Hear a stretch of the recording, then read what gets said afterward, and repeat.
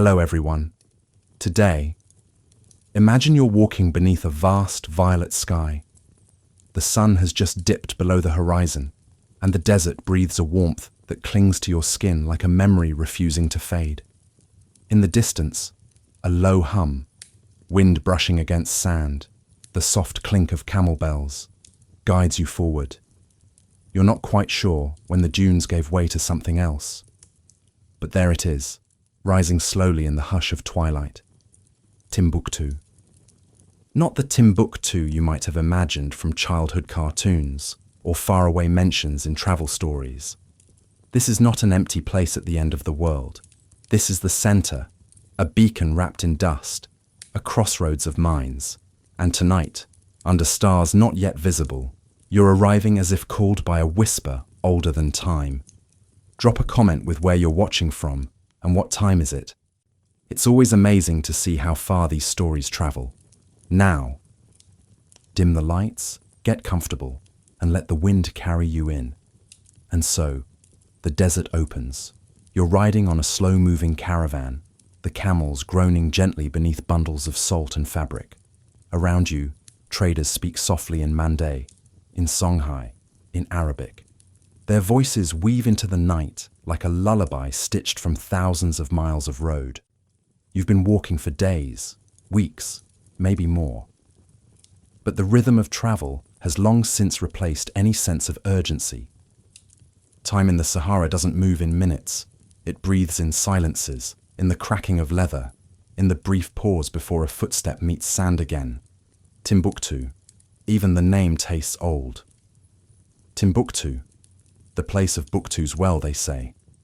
A woman, a guardian, long forgotten except by name. And now, her name carries all of this, the weight of libraries, the laughter of markets, the shimmer of silent wealth.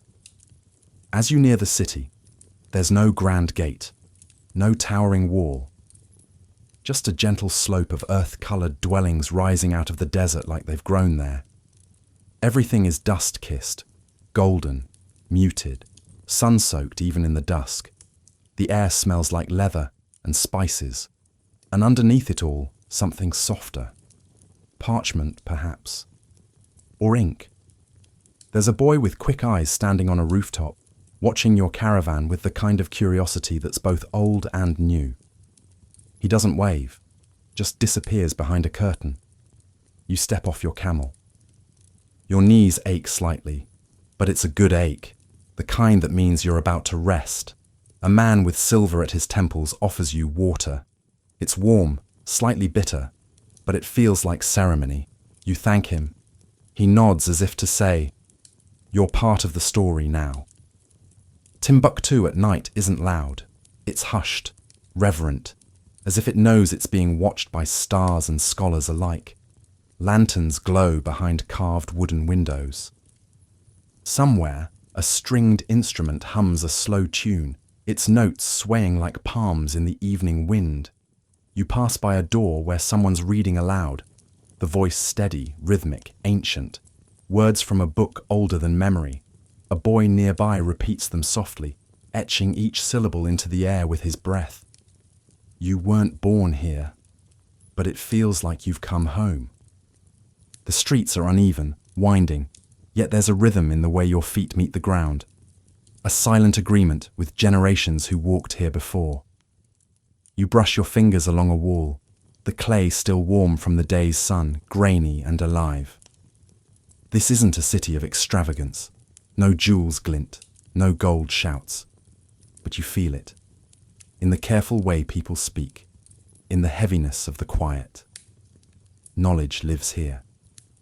Not in towers or scrolls alone, but in hands, in eyes, in the steady grind of ink on paper.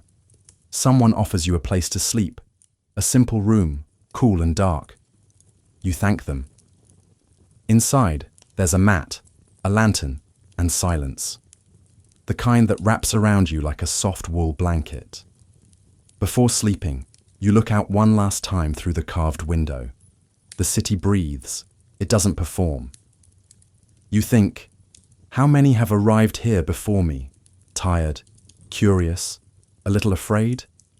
And somewhere, Beyond your sight, the manuscript keepers continue their work, brushing sand from old covers, whispering stories to the next generation.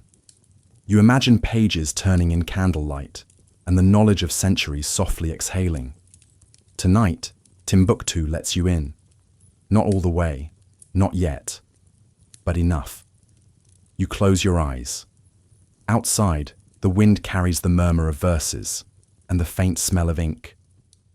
You wake before the sun, not because of noise, but because of its absence.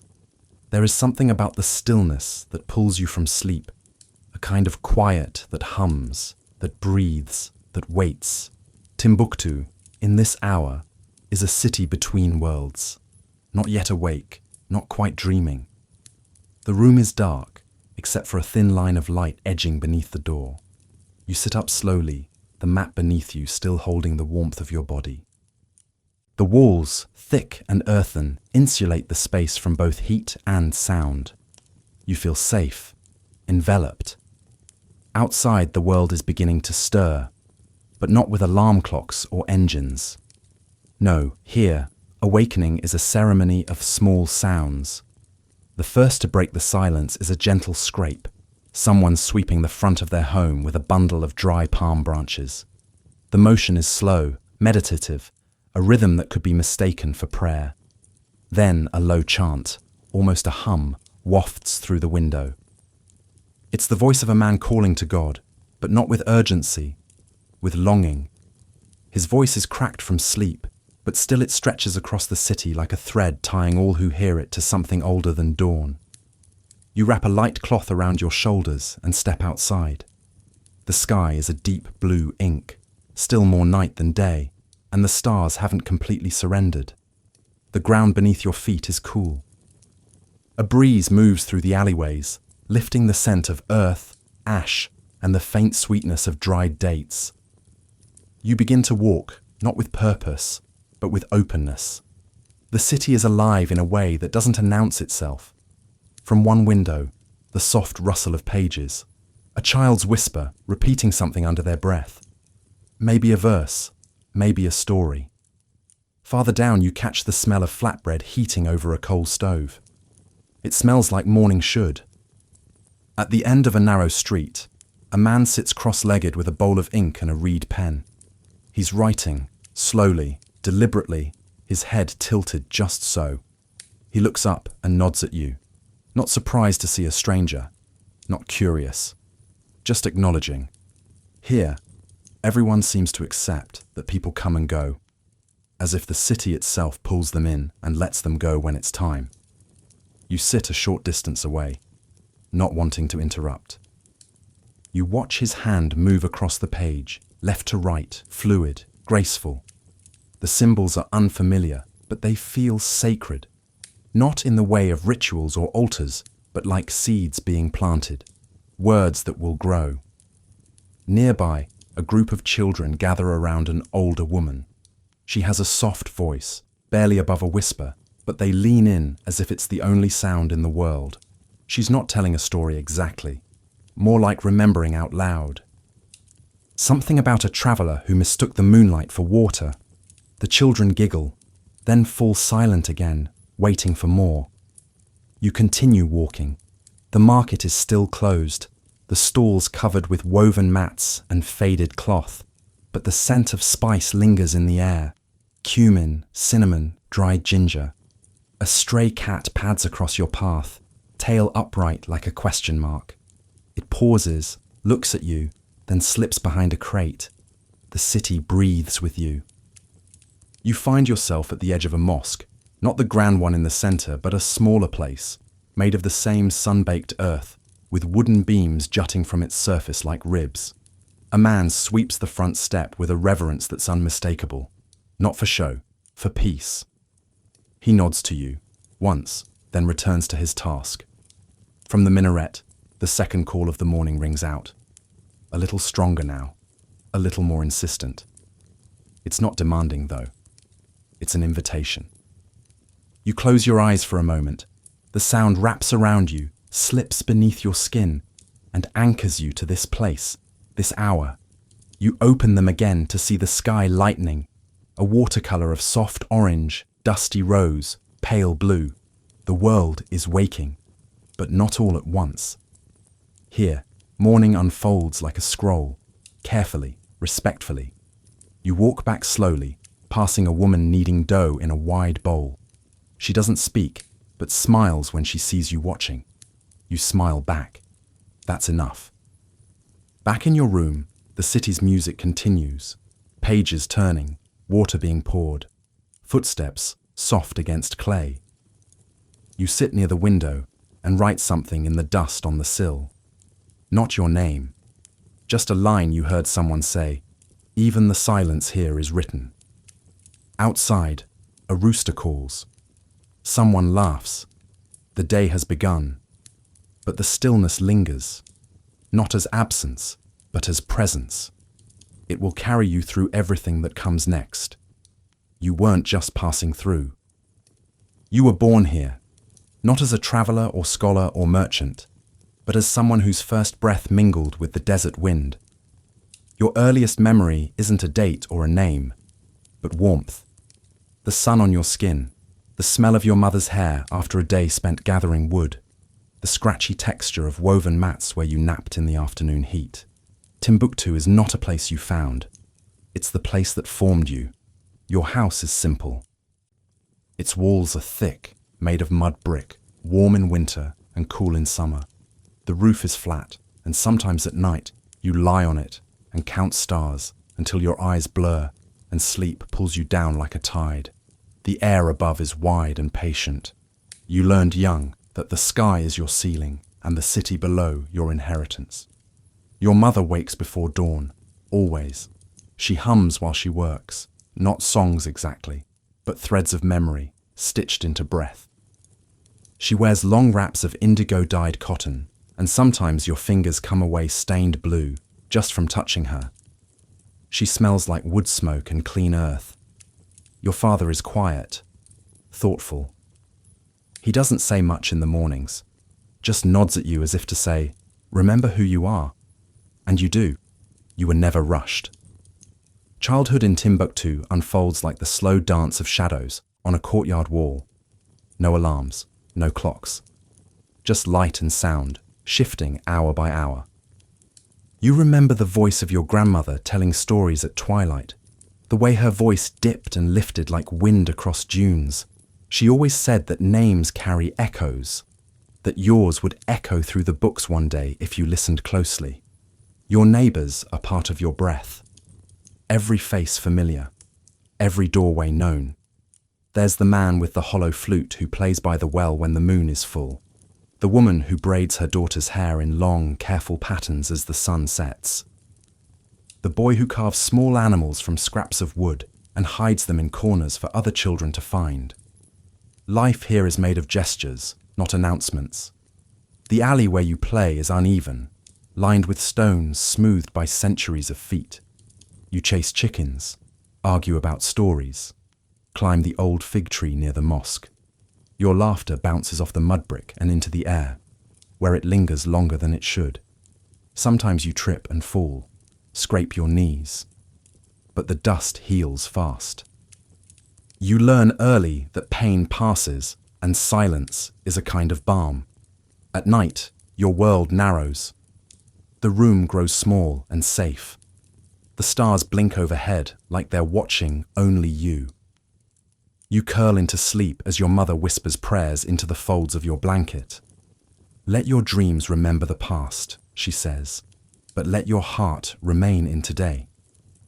The seasons pass gently. Rain is rare, but when it comes, it changes everything. The streets flood with music, not from instruments, but from feet running, pots clanging, children laughing. You remember one year, the rain fell hard for 3 nights straight. Your roof leaked, and you huddled close with your family, but no one complained. It felt like a blessing that demanded closeness. You go to the market with your father. He shows you how to smell a melon, how to choose cloth by feel, how to speak with respect even when bargaining. Everyone there knows him. He's not rich, but he's listened to. You watch him pause before buying, always asking where it came from, who made it, how long the journey was. It teaches you something. Every item has a story. You begin to notice the rhythm of the city, the pulse beneath its quiet, the calls to prayer, the closing of shutters at midday, the way everyone gathers in the cooler hours. There are no streetlights, but you never feel lost. The stars guide, and the voices of those you love fill the air like lanterns. One day, your mother takes you to a room filled with books. It smells of ink and dust, and you feel, for the first time, that knowledge has a weight. A man smiles at you from behind a pile of scrolls. "This," he says, "is where the world keeps its breath." You don't understand, not yet, but something stirs. A flicker, a pull. Your days blend. You grow, but the city doesn't blur. It deepens. You begin to walk alone more often, following scents and sounds. A fire being stoked, a goat bleating, the soft thump of mortar grinding millet. Timbuktu teaches through senses, not through lectures, but through texture. You begin to dream of things beyond the city, stories you've overheard from travelers, about snow and oceans and cities made of glass. But no part of you wants to leave. Not really. There's too much to learn here, too many stories buried in the sand. One evening you sit on the rooftop with a friend. You both watch the moon rise, quiet. He asks you, "Do you think Timbuktu is special?" You don't answer right away. The breeze moves over your skin like memory. Finally you say, "I think we're special because it's where we began." He nods, and that's enough. You were still small when you first touched a manuscript, not in a museum, not behind glass, but in a room that smelled of old wood, candle wax, and time itself. You didn't know what it was at first, just that it was warm from the sun and heavier than it looked. The man who handed it to you, an elder with long fingers stained from ink, didn't smile. He simply nodded and said, "Hold it like you would a bird." So you did. It was a book, but it didn't look like the ones you'd seen in stories from distant lands. Its cover was dark and worn, the leather soft from many hands. Inside, the pages curled slightly at the edges, and the ink danced in forms you didn't yet understand. Arabic, of course, but not just scripture. Diagrams, poetry, questions and answers sewn together in neat lines. You didn't read the words. Not yet. You listened to them. There were boys older than you, sitting cross-legged on mats, their knees touching, eyes downcast but minds wide open. The teacher's voice was calm, steady, never rushed. He repeated each line slowly, until the air itself seemed to carry the knowledge. You echoed it softly, your voice thin but eager. Sometimes you closed your eyes and tried to see what the letters were saying. The library was not a grand hall. It was a series of rooms, some barely taller than a man, filled with bundles wrapped in cloth and tied with string. They were stacked not by title, but by memory. The scholars here didn't just organize, they remembered. "That one," someone would say, pointing vaguely. "Third bundle down, red cloth, near the window." You learned to whisper there, not because it was forbidden to speak, but because the books themselves seemed to ask for quiet. They were alive, after all. You felt it. Each scroll, each page, held voices. Voices from hundreds of years before, carried across deserts, hidden during wars, copied again and again by steady hands. You weren't just holding paper, you were holding time. One day, your teacher asked you to bring water for the ink. You ran to the well and filled a small jug, careful not to spill. When you returned, he poured a bit into a shallow bowl. The ink was thick, dark, fragrant. He dipped a reed pen into it and began to write. His hand moved like wind across sand, confident, fluid, silent. You watched, mesmerized, as letters grew from the page like vines. Later, he let you try. Your first attempt was clumsy. Your hand shook. the ink too heavy on the nib. The letters ran together, bloated and uncertain, but no one laughed. He simply said, "Again." And you did, for hours, days, until your wrist ached and your fingers bore the scent of the ink long after you washed them. In time, you began to copy small passages, proverbs mostly, lines about patience, about the moon, about the mercy of silence. You didn't always understand them, but you felt them settle in your bones. To write, your teacher said, is to remember twice. You learned the value of margins, the art of spacing, the discipline of clarity. Writing wasn't just expression, it was devotion. You weren't just scribbling, you were offering something to the future. Other children came and went. Some were loud, restless, some quiet like you. You shared books, but also laughter. You teased one another when the teacher wasn't looking. You dared each other to guess the next line of a poem. You traded stories you'd overheard from the marketplace, about camels that talked, jinn who whispered secrets, and kings who wept at night. Outside the library, the city pulsed on. Markets, prayers, births, deaths. But within those walls, time behaved differently. Days blurred, lessons repeated. Rain fell once during class, and no one moved to close the windows. The sound of droplets on the clay roof mixed with the recitation of sacred text, creating a kind of music you never forgot. Your favorite part was the end of day. When the sun dipped low and shadows lengthened, your teacher would close the final manuscript with a soft thud and say nothing.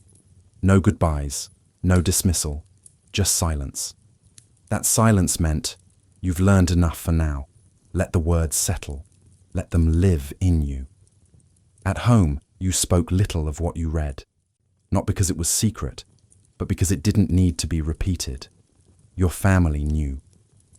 They saw it in the way you watched the stars, in how you traced your fingers over the wooden beams at night, as if they too held stories.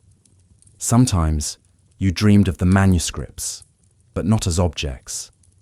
In your dreams, they floated, whispered, changed shape. One became a bird, another a doorway. Once, you dreamed of a book that wept ink, and when you touched it, you understood the sadness of forgotten languages. You began to help the elder scholars, carrying bundles, dusting shelves, listening to their debates. They spoke slowly, not for your benefit, but because they'd earned the right to pause. Their arguments weren't loud, they were layered. One would quote a passage, another would smile and say, "But Ibn Battuta disagrees." And the conversation would meander like a river, patient, winding, deep. You were there when a traveller from Fez arrived.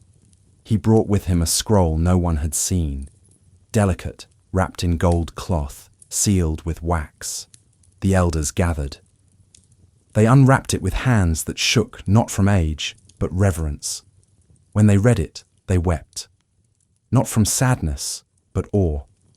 You didn't understand the words, but you felt the shift in the room. Something sacred had been shared. In time, you began to see that Timbuktu's wealth wasn't its gold or salt.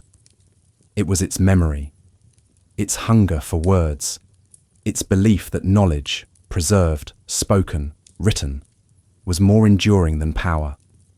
And now, years later, you still dream of that first manuscript. The weight of it, the warmth, the way it asked nothing of you, yet offered everything. You remember what the elder said. Hold it like you would a bird. And so you do. Still. There's a sound the market makes before it fully wakes. It's not a shout or a bell. It's the dragging of crates over sand, the soft slap of cloth being unrolled, the rustle of date palms as morning stretches across the sky. You're already there, barefoot, alert, and trying not to look too eager. The air is still cool, but you know it won't last. The sun rises fast in Timbuktu, and with it, the city's pulse. This is not a small marketplace tucked in a corner of town. It is the town, or at least its rhythm. From the edge of the mosque to the last row of tents near the salt yard, It stretches like a breathing map of stories, scents, and gestures. And in this map, you're learning to read the lines with more than your eyes. The smell hits first. Not just spices, though those are thick in the air, but sweat, leather, fresh-cut wood, charcoal, and something sweet. Dates, maybe. Or figs in honey. Or perfume from a merchant just arrived from Walata. You follow it without thinking, weaving between baskets of millet, cloth-draped stalls, and low tables where dried fish shimmer like scales of forgotten rivers. People greet each other with palms pressed and names whispered like offerings. No one rushes. Even deals made in haste seem to take their time here. You stop to watch an old man polish the edge of a copper bowl. His hands are slow, deliberate. He sees you, nods once, and goes back to work. Your father is already deep in conversation with a merchant from Gao. Tall, with a blue turban, and eyes that carry distant dunes. They don't speak just of prices. They speak of routes, of weather, of how many camels died on the last trip, and which wells are safe. You sit beside them, listening. Not because they ask you to, but because this is how you learn. A boy not much older than you approaches with a tray of glass bottles, each filled with liquid that catches the sun like gems. One by one, he uncorks them.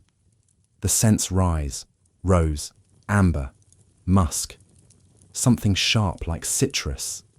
He doesn't speak. He just watches your face for reaction. You don't flinch. That's the rule. You nod, hand him a small coin, and he smiles like you've passed a test.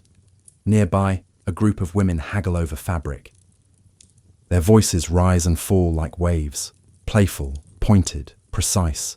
They speak with hands as much as mouths, pulling, folding, testing. The colours are deep, red like pomegranate skins, green like oasis moss, blue like the night before rain. You catch your reflection in a metal bowl and think, this place knows who I'm becoming. In the centre of the market, beneath a wooden canopy, there's a storyteller. He isn't old. His voice is young and eager. He holds no book, only memory. Around him, children sit wide-eyed. He tells of a horse that flew, a prince who vanished, a map made of bone. You don't sit, but you pause, long enough to hear one line. And when the moon forgot to rise, the people of the dunes lit their manuscripts and read to the stars. You carry that with you. At a corner stall, a woman slices dried hibiscus and drops it into hot water. The steam smells sharp, floral. She pours you a small cup without asking. It stains your lips red. For your thoughts, she says. You don't answer, but you leave a coin anyway. You pass a blind musician plucking at a lute-like instrument. His song doesn't have words. It doesn't need them. His head tilts slightly, as if listening to the wind's reply. You sit nearby, eyes closed. For a moment, the market becomes one long note. Then, a shift. Someone yells about camels arriving, a caravan. You run. At the city's edge, where the dust thickens and the scent of sweat grows stronger, they appear. Tall, quiet creatures burdened with cloth, wood, salt slabs bound in leather. The men walking beside them are thinner than you remember. Travel has carved lines into their faces. One of them carries a bird cage. The bird inside sings once, then falls silent. Goods are unloaded with reverence. Each item checked, each name recorded. Your father trades words with a man who speaks with an accent you can't place. They don't smile, but they respect, and that's enough. By midday, the market swells. Salt is traded for cloth, ink for honey, ivory for books. Gold moves, but quietly, wrapped, weighed, rarely shown. Everyone watches without looking. You too. Because here, currency is not just what shines. It's what's remembered. You buy a small leather pouch filled with crushed clove. For your mother. You buy a poem too, recited softly by a girl with a voice like smoke. You memorize the last line. We walk in sand, but we carry rivers in our mouths. The sun reaches its highest point. Stalls close for rest. Shade is scarce, but somehow found. You sit beneath a canopy, eating bread and salted olives. The heat is heavy, but the air carries stories. You hear them in the way people breathe. Later, you help pack up. Not because you're told, but because this place gave you something. As the market winds down, dust rises one last time. A golden mist over footprints, over laughter, over deals sealed with nothing but a nod. You walk home slowly, the smell of cardamom still clinging to your sleeves. Timbuktu does not shout its wealth. It wears it quietly, in jars of ink, in pages, in spices sealed in wax cloth, in names remembered not by monuments, but by what they brought, what they taught, and what they whispered beneath the noise. The market sleeps again, but its breath never stops. And you carry a little more of its pulse now, stitched into the folds of your own becoming. In Timbuktu, learning doesn't begin with a desk or a uniform. It begins with sand, with sun, with the soft murmur of voices in unison beneath an open sky. You don't remember your first day of study because there was no threshold to cross, no announcement, no bell. One day, you simply sat beside other children in a courtyard, holding a wooden tablet and a piece of charcoal, and the learning had already begun. Your teacher is not loud. He does not demand silence, because silence arrives naturally when he speaks. His voice is low, steady, like water slowly shaping stone. He doesn't walk around. He sits among you, on the same earth, the same level. But when he begins to recite, the air around you shifts. You feel it in your spine. The words have weight. The sun is hot, but no one complains. Your knees are folded beneath you, your toes buried in sand for comfort. The wind lifts your scarf just enough to make you look up, but your eyes return quickly to your board. Written there are verses, each stroke practiced, memorized, spoken aloud. You recite them not from obligation, but from rhythm, like breathing, like heartbeat. Your wooden tablet, or law, is worn smooth from use. You clean it daily, rub it with ash or sand, then coat it lightly with a paste of gum and soot to ready it for the next lesson. It's not just a tool, it's a mirror. What you know, what you forget, what you carry. You hold it close when walking home, as if it were part of you. The others beside you come from all parts of the city. Sons of traders, daughters of scribes, grandchildren of camel herders and fishermen. In the madrasa, those roles blur. Everyone is a seeker. Everyone learns. The teachers know your names, and not just the ones your parents gave you. They know your questions, your fears, your favorite verses. They notice when your voice trembles, when your eyes stay on the same line too long, and they adjust, without scolding, without praise. Sometimes you study in the open. Other days, under awnings, in shadowed courtyards, or within narrow rooms cooled by thick clay walls. There are no lanterns needed during the day. The sun is enough. It glints off the ink pots. It warms the floor beneath your hands. It reminds you that knowledge is not confined to pages. It is light, passed down. You learn not only scripture, but numbers, logic, grammar, astronomy. You trace stars with your finger and learn the names given by generations before you. Your teacher once pointed at the sky and said, "The stars do not belong to any empire, but they will guide you through all of them." You never forgot that. There is a girl who always finishes her lines before anyone else. Her board is always clean, her handwriting precise. You admire her. Once, she let you copy from her, just for a moment. Not because you were behind, but because she said sharing knowledge is a form of worship. You smiled, said nothing, but you studied harder after that. Books are rare, but not scarce. They are protected, loved, respected. You sometimes get to hold one, carefully, with two hands, like it might fly away. The pages are soft and warm, the ink still vibrant despite the years. One day, you read from a book that belonged to your teacher's teacher. His handwriting curls across the page like wind over dunes. You trace it with reverence. Your favorite lessons are the ones that begin with questions. What is justice? What is patience? Can a person own knowledge? The teacher lets the questions hang in the air. He doesn't answer right away. He waits. Then someone speaks. Then another. The discussion flows, not to win, but to explore. There is no shame in not knowing, only silence in not asking.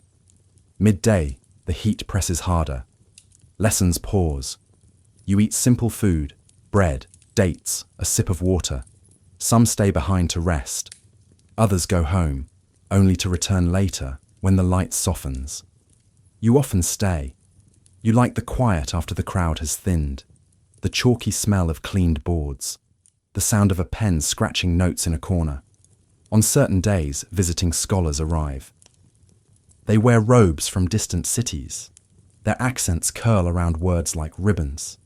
They speak of debates held in Cairo, manuscripts seen in Fez, questions pondered in Kairouan. You listen with your whole body. You want to see those places, not to leave Timbuktu behind, but to bring it with you, to carry its questions into other tongues. You start to dream of writing your own book one day. Nothing grand, just something small but true. Maybe about your city, about the way the light changes in the courtyard during recitation, or how knowledge smells of ink, sweat, and sometimes fear. You keep these thoughts folded in the back of your mind, like a letter not yet sent. Evenings come with golden light. The teacher recites a final verse. Everyone repeats it slowly, like a prayer. Then silence. No applause, no dismissal. You simply rise, thank him, and leave. Walking home, you're bored under one arm. You pass others like you, some alone. Some chatting softly. You hear the tail end of a verse, the rise of a question, the low hum of satisfaction after a long day of thinking. You reach home. Your mother is preparing food. She asks what you learned. You don't give a list. You give her a line. Knowledge is a seed that grows only if watered by humility. She nods. And what did you water it with today? You smile. A mistake. She laughs, the kind of laugh that heals. Then it will grow strong. That night, you fall asleep with your board near the window. The stars watch over it. The verses breathe through the clay walls, and you carry them into your dreams, where even silence has meaning. From the outside, your house is unremarkable. Its walls are made of mud, the same warm, sun-cracked material that shapes most of Timbuktu. The color blends with the street, the sky, the sand. Strangers pass by without a second glance. But you know better. These walls are not empty. They are vessels, carriers of memory, listeners of secrets. And every inch of them has something to say, if you know how to listen. The door is low, and you always duck slightly when entering. Not because you must, but because it feels respectful. Inside, the world slows. The air is cooler. Light filters in softly, casting patterns through wooden slats, flickering on earthen floors. The scent is familiar, layered. Firewood, dried herbs, old cloth, time. There is a courtyard in the center, open to the sky. A fig tree grows there, small and stubborn. In the morning, sunlight slides down its leaves like gold water. In the afternoon, shadows fall thick around its roots, offering refuge from heat and thought. At night it listens, as your family gathers near it, sharing food, teasing one another, speaking in that half voice reserved for evening. The walls remember everything. When you were younger, you ran your fingers across them while pretending to read the bumps like Braille, imagining stories left behind by ancestors. Your grandmother told you once that these walls had been patched more times than she could count, and each patch carried a different moment: laughter, argument, Birth, prayer. The main room holds very little. Mats for sitting, a woven basket of folded cloth, a niche for the lamp, and a shelf with small precious things, a book with frayed corners, a carved comb, an old knife whose blade is more memory than metal. Each item has a story, but none are told often. They live here quietly, waiting for the right question. Your sleeping space is humble, a rolled mat, a woven blanket, a bundle of clothes used as a pillow. But in the corner, high on the wall, is a small slit window. Through it, moonlight often falls across your chest as you sleep. You've come to think of it as a kind of blessing, light touching you in dreams, soft and without permission. There is a room you don't enter often, not because it is forbidden, but because it feels dense, not with furniture but with feeling. It holds your father's things, scrolls, tools, a pair of sandals too worn to walk anymore but too loved to throw away. The air there is different, still, like the room is waiting for something or someone. Sometimes you sit alone in that room, just to feel close to him when he is away on trade journeys. You don't speak. You let the silence wrap around you, and imagine the thoughts he leaves behind resting here in the air, like dust that never settles. The kitchen isn't a room exactly, more a space along one wall of the courtyard, shaded by a simple canopy. Firewood is stacked neatly. Clay pots hang from nails. Everything smells of spice and ash. Your mother moves there like a poet, quietly, deliberately. She hums while she cooks, never loud, always a little off-key, and you love her all the more for it. The well in the corner, half in shadow, half in sun, is shallow now, but still offers coolness in summer. You've watched your sister draw water from it with a grace that suggests ritual. You tried once. The rope burned your hands. She laughed. The well gives only to those who speak its language, she said. The roof is flat, and at night it becomes another room entirely. You lie there often, staring at stars, naming constellations, even if they don't match what the scholars teach. Up there, your thoughts wander wider. You imagine who else is looking at the same moon. You wonder if they too are lying on a flat roof in a quiet city, thinking about history and salt and the smallness of sleep. The walls are thick. On hot days, they breathe coolness. On cold nights, they hold warmth. But more than that, they hold sound. You've learned to hear footsteps differently depending on who they belong to. Your brother's quick and careless. Your mother's firm and even. Your father's soft, almost hesitant, like he's thinking with each step. You once pressed your ear to the wall and thought you heard a sigh. No one else did. But you're certain it wasn't the wind. This house remembers. You feel it every time a door creaks just before someone touches it. Every time a pot clinks just before the handle moves. Every time the lamp flickers just before you speak.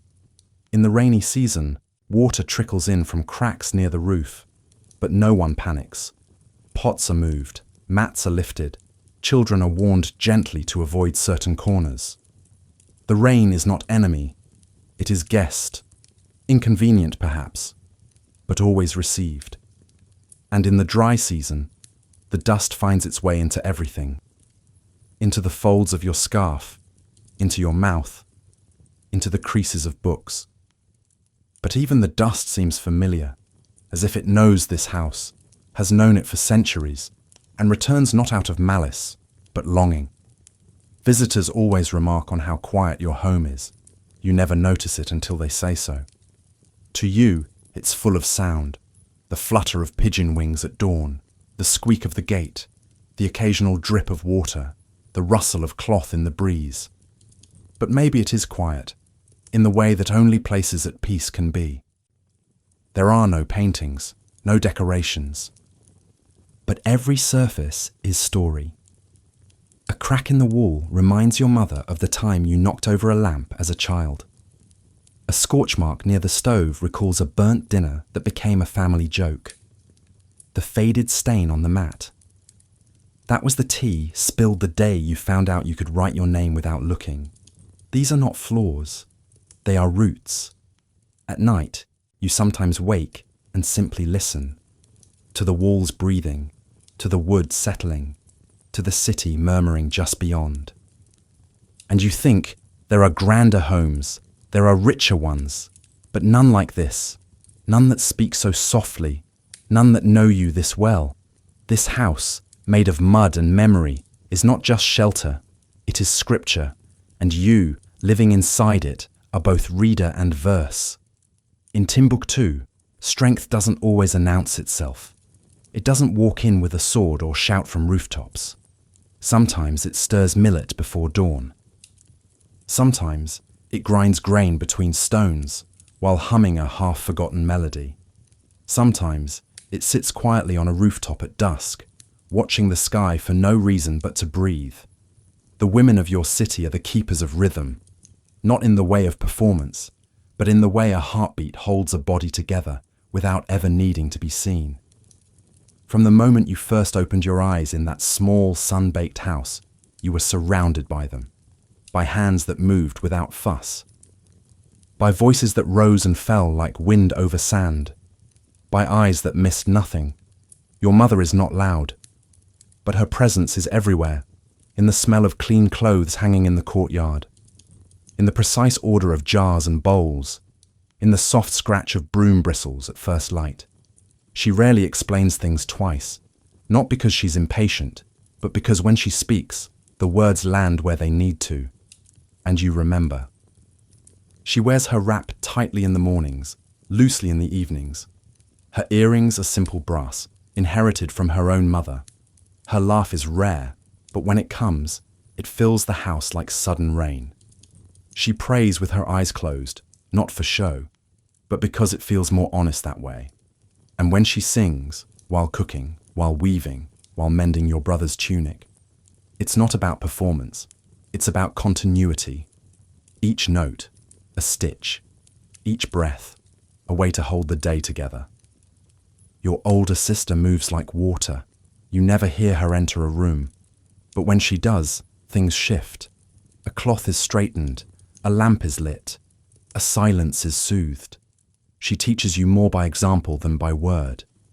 Once, she found you crying over a ruined board, ink smeared beyond repair. She didn't speak. She simply brought water, cleaned it slowly, handed it back. Her message was clear: things can be mended. Your aunt visits often, a whirlwind of stories, opinions and laughter that bubbles from her like steam from a hot pot. She sells spices in the market and always returns with something extra, not bought but given, a story, a proverb, a thread of gossip. She says women are the city's true merchants. We trade in memory. The neighbour women too leave their imprint on you. The one who paints her fingers with henna every Friday, even if no guests are coming. The widow who speaks softly to her plants and grows the greenest mint on the block. The girl your age who speaks 3 languages and still finds time to draw geometric patterns in the dust, just to watch the wind erase them. You watch them all. You learn not from lectures, but from repetition. How to balance a jug on your head. How to judge the right temperature by smell. How to fold a cloth so it doesn't wrinkle overnight. These things are not written, but they are passed down. And somehow, you remember them better than anything in a book. In the mornings, the city is theirs. Before the men return from the mosque, before the boys run off to school, the women own the quiet. They speak in whispers that carry through clay courtyards. They stir pots that have fed generations. They discuss matters large and small over baskets of laundry. Sometimes they argue about politics, about price, about which neighbour left her dishes soaking too long, but always with rhythm, always with return. Midday, the heat presses down. Most retreat into shade, but the work doesn't stop. Water must be drawn, bread must be made, children must be soothed. The rhythm slows, but never breaks. You once asked your mother how she never seemed to tire. She said, "I do, But not everything that is tired must stop. Evening brings a different kind of presence. The courtyard glows with lamps. Voices soften. Food is shared. News is traded. And the stories. Oh, the stories. Tales of ancestors, of spirits in the dunes, of lovers separated by caravan routes, of wisdom hidden in plain sight. Your grandmother tells them best. Her voice is like linen, soft but strong enough to hold weight. She doesn't dramatize. She doesn't rush. She lets each word find its place. And when she pauses, everyone leans in. She once told you a story about a woman who kept a manuscript hidden in her dress for 20 years. Not because it was forbidden, but because she wanted to read it alone, slowly, without interruption. That, she said, is power. In Timbuktu, women are not always in the history books, but they are in the footnotes, in the ink margins, in the spaces between lines where real life breathes. They copy texts, they commission scholars, they build libraries inside their homes, quietly, steadily, without asking for permission. You've seen your mother write names on the inside cover of a book, names of those who read it before. Her handwriting is small, careful, but each name is a declaration. We were here. You've watched your sister teach a younger cousin how to hold a pen. Not just how to write, but how to respect the page. Don't press too hard, she says. Ink needs room to move. You've heard your aunt debate a scholar about a verse, not angrily, not timidly, just with curiosity and calm insistence. She smiled when he conceded. You must have learned from your father, he said. She replied, No, from my mother. She corrected him often. You've learned that softness is not weakness, that patience is not passivity, that knowing when to speak is as powerful as speaking. And you've learned that in a city like Timbuktu, where knowledge is gold and silence is respected, the women are its unshakable foundation. They hold the city up not by force, but by constancy, by knowing when to bend, when to wait, when to move. At night, you lie in bed and hear the final movements of the day, your mother's footsteps, your sister's soft laughter, a lullaby from a neighboring house. You let it wash over you like the last prayer of the day. And you think, the world may write history in ink, but here it's written in hands. In Timbuktu, the arrival of a stranger is never just an event. It is a shift, in rhythm, in silence, in the very temperature of the day. The dust seems to rise differently. The voices soften, stretch out their vowels just a little longer. People notice. People always notice. You remember the first time you truly observed it, not from the outside, but from within. You were old enough to read expressions, to feel the hush beneath a greeting, to hear what wasn't being said. A man arrived on a camel older than you, his robes sun-bleached, his eyes scanning everything without settling. He didn't speak much, but the city, in its quiet way, answered him nonetheless. Strangers don't knock here. They pause, at the edge of the market, beneath the mosque's shadow, near the well, pretending to inspect a rope. They wait, and the city responds with its own ritual. Cautious glances, the tilt of a head, the offering of water. Never too quickly, never with questions. Just the essentials first. Kindness first. Curiosity later. Hospitality in Timbuktu is sacred, but it is not naive. It is structured, deliberate, layered like the wraps of a turban. You do not refuse a guest, but neither do you give them everything all at once. There is rhythm to how trust unfolds, like pages turned by a careful hand. When a stranger enters your home, it is your mother who moves first. She prepares tea, strong, bitter, poured high. She does not ask why the person is here. She asks, are you hungry? Are you tired? The unspoken message, let the body speak before the mouth does. Let comfort come before explanation. The stranger answers with quiet gestures. A nod, a murmured thanks. They take the tea, drink slowly. The silence between sips stretches, not uncomfortable but full of observation. You watch too, not out of suspicion but out of habit. Every stranger brings a different kind of silence, some heavy, some hopeful, some strange in a way that hums behind your ribs. Later, words arrive. They say where they came from. Sometimes it's a name you know. Timbuktu is connected to so many places, like threads stitched into the edge of a robe. Other times, it's a name that feels like air from another continent.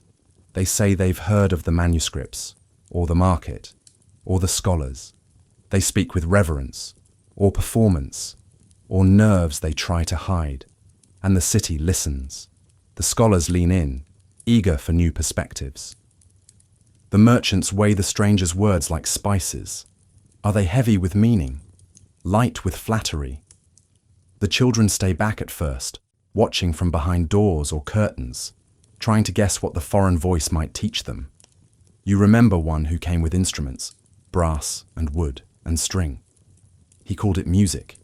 He played in the courtyard of a friend's house. At first, no one moved. But then, your cousin began to tap her foot. Someone else hummed. Even your father's brow softened, just slightly. The melody wasn't local, but it found its way in. Another stranger came, not with song, but with books. Heavy ones, bound tightly, written in scripts your teachers frowned at. He asked questions too quickly, spoke too loudly. He tried to buy things that weren't for sale, a page, a prayer, a name. The city responded differently then. Doors stayed closed. Answers turned vague. Eventually, he left. Not every guest earns a story, but some do.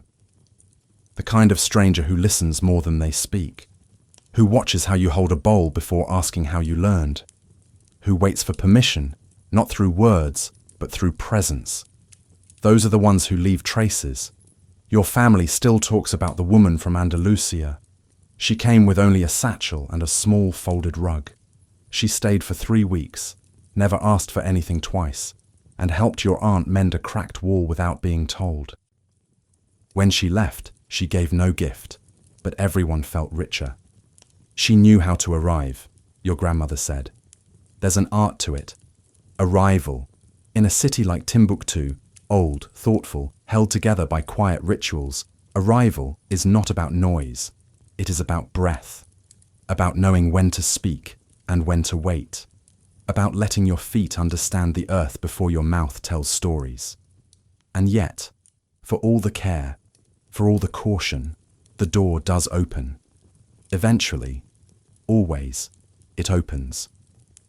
A neighbor offers a loaf of bread. A child shares a name. A scholar invites the guest to a circle of discussion. It doesn't happen fast, but it happens. You once asked your teacher why the city is so careful. He said, because our wealth is not just what we hold. It is what we remember. And memory needs protection. You carry that with you. Now, when you see a new face near the mosque, at the edge of the market, beside the well, you watch closely. Not out of fear, but out of respect. You wonder what stories they bring, what dreams, what they've left behind. You offer water, a glance, a chance. Because in Timbuktu, hospitality is not about giving everything. It's about offering space and watching how someone chooses to fill it. In Timbuktu, prayer is not an event. It's a rhythm. One that doesn't demand your attention, but draws it gently, like the pull of the moon on still water. It begins before you even open your eyes.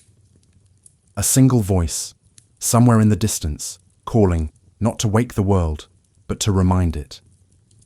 The adhan is not a command. It's a whisper. And yet, it carries across rooftops, through narrow streets, into quiet kitchens where the fire has just been lit. You've heard it since you were a child. It never startles. It settles.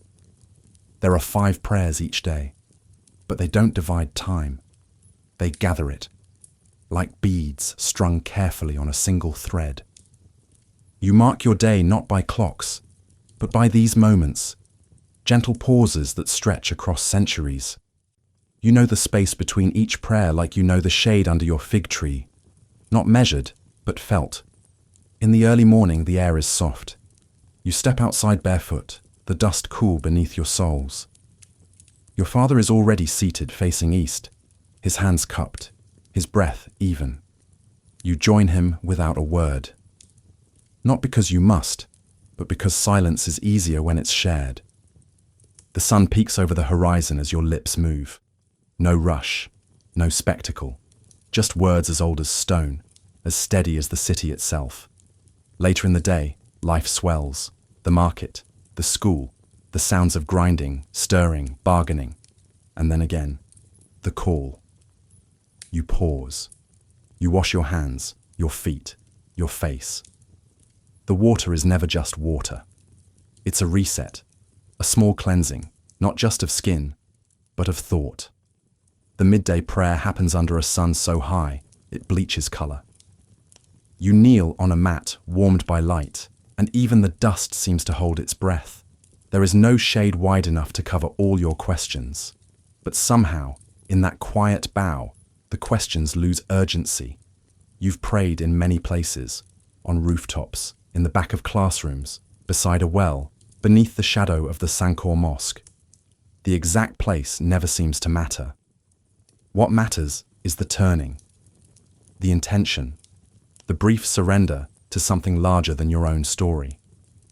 The mosques are landmarks, yes, but more than that, they are lungs, breathing knowledge, memory, reverence. Their walls are thick, their surfaces studded with wooden beams that cast long shadows in late afternoon. You've run your fingers over those beams. Some are older than the oldest names you know.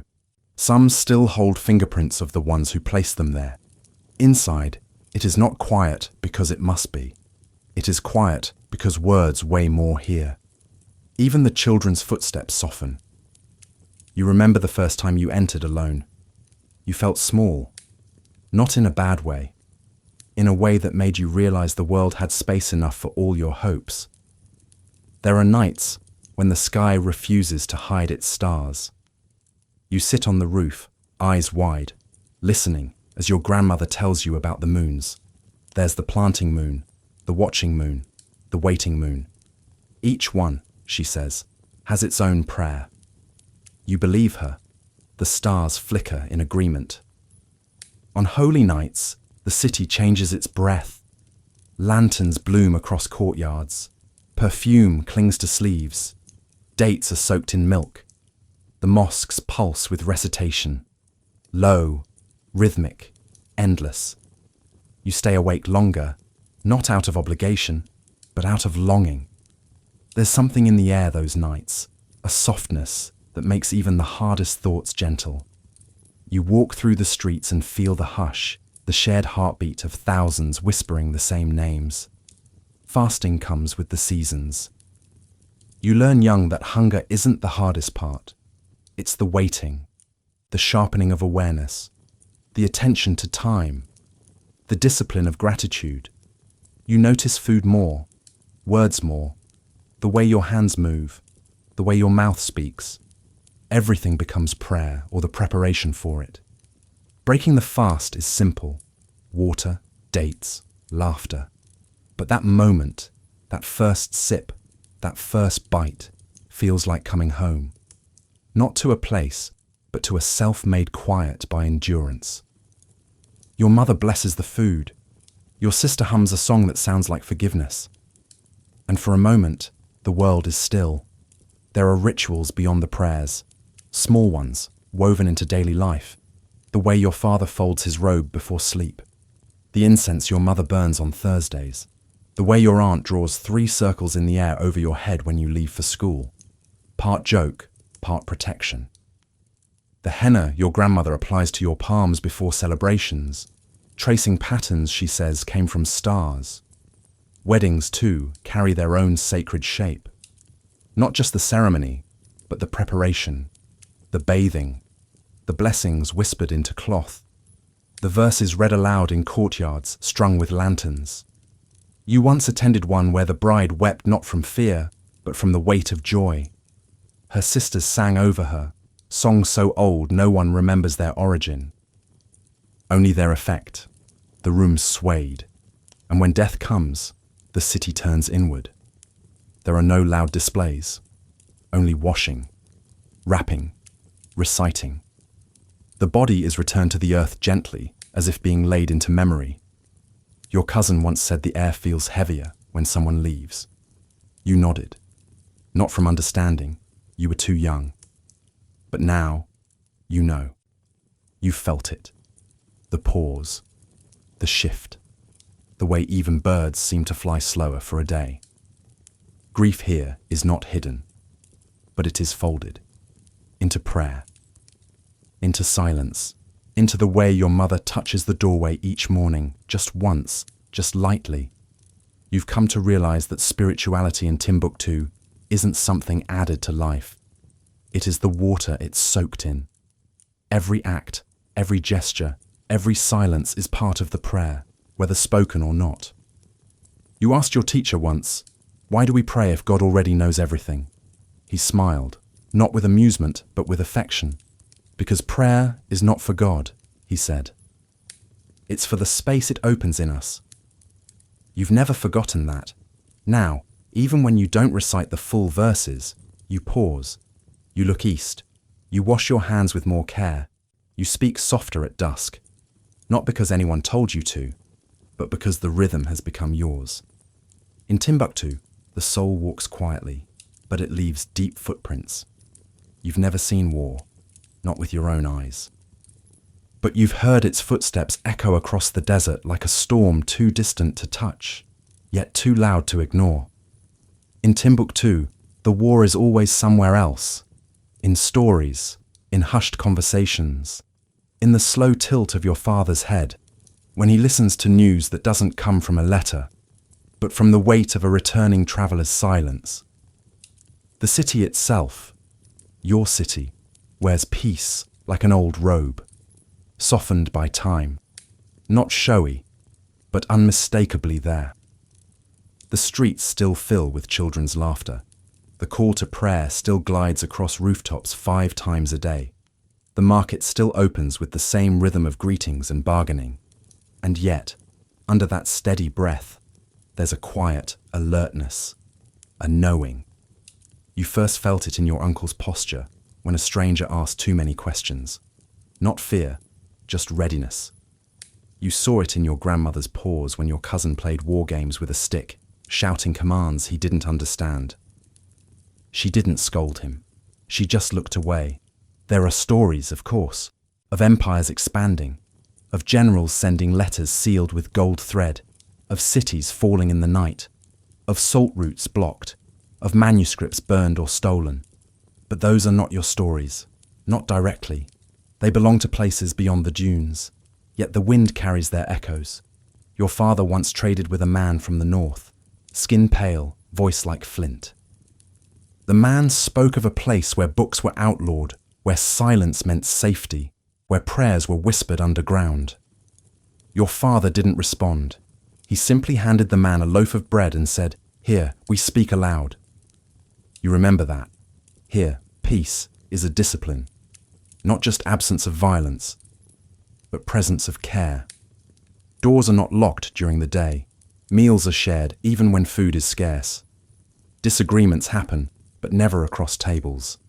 If voices rise, tea is poured. That's the rule. Arguments must never speak louder than boiling water. You've learned to recognize the signs.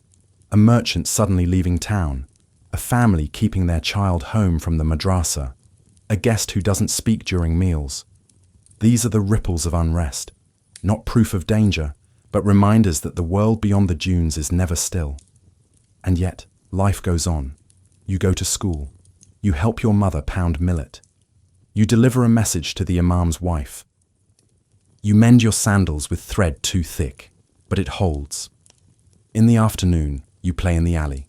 Your sister drawing constellations in the dust, your brother pretending to be a camel. The sun warms your back. The wind carries the scent of dates. The world feels safe, not because it is, but because you tend to it. There is strength in that. You once asked your teacher why Timbuktu is rarely attacked. He didn't answer at first. Just tapped a finger on the spine of a manuscript and said, "Because those who burn paper fear ideas, and here ideas are buried deeper than gold." You've heard of raids, brief, brutal, of manuscripts hidden in walls, of scholars smuggling pages under robes, of families scattering and reforming, but also of recovery, of rebuilding, of remembering. There's a phrase your grandmother uses: "What survives is what listens." You think of that often. Not everything in Timbuktu resists with noise. Some things resist with stillness.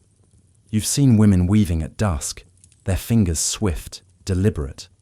That too is peace. You've watched the librarian polish a wooden box that holds centuries. That too is peace.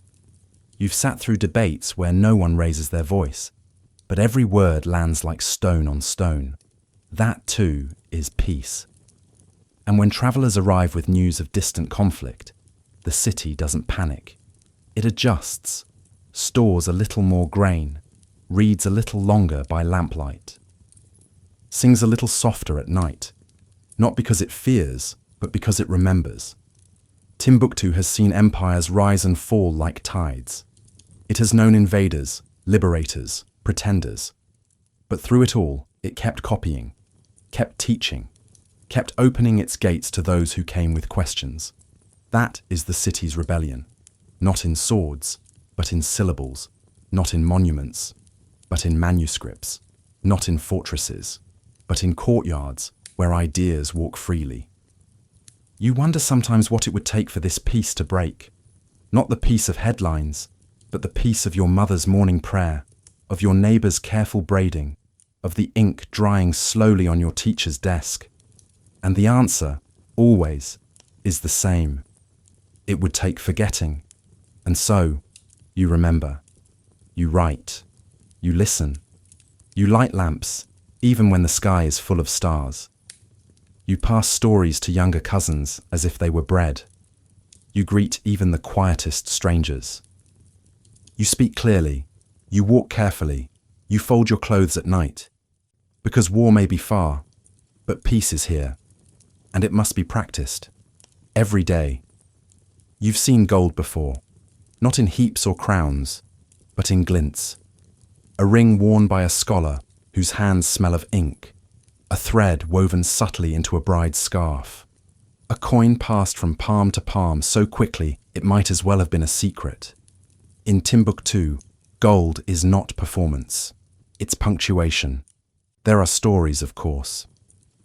The world tells them with wide eyes and excited tongues. Of caravans heavy with gold slabs, of kings whose generosity could collapse markets, of streets that shimmered with metal. But you know better. Gold here does not shout, it breathes.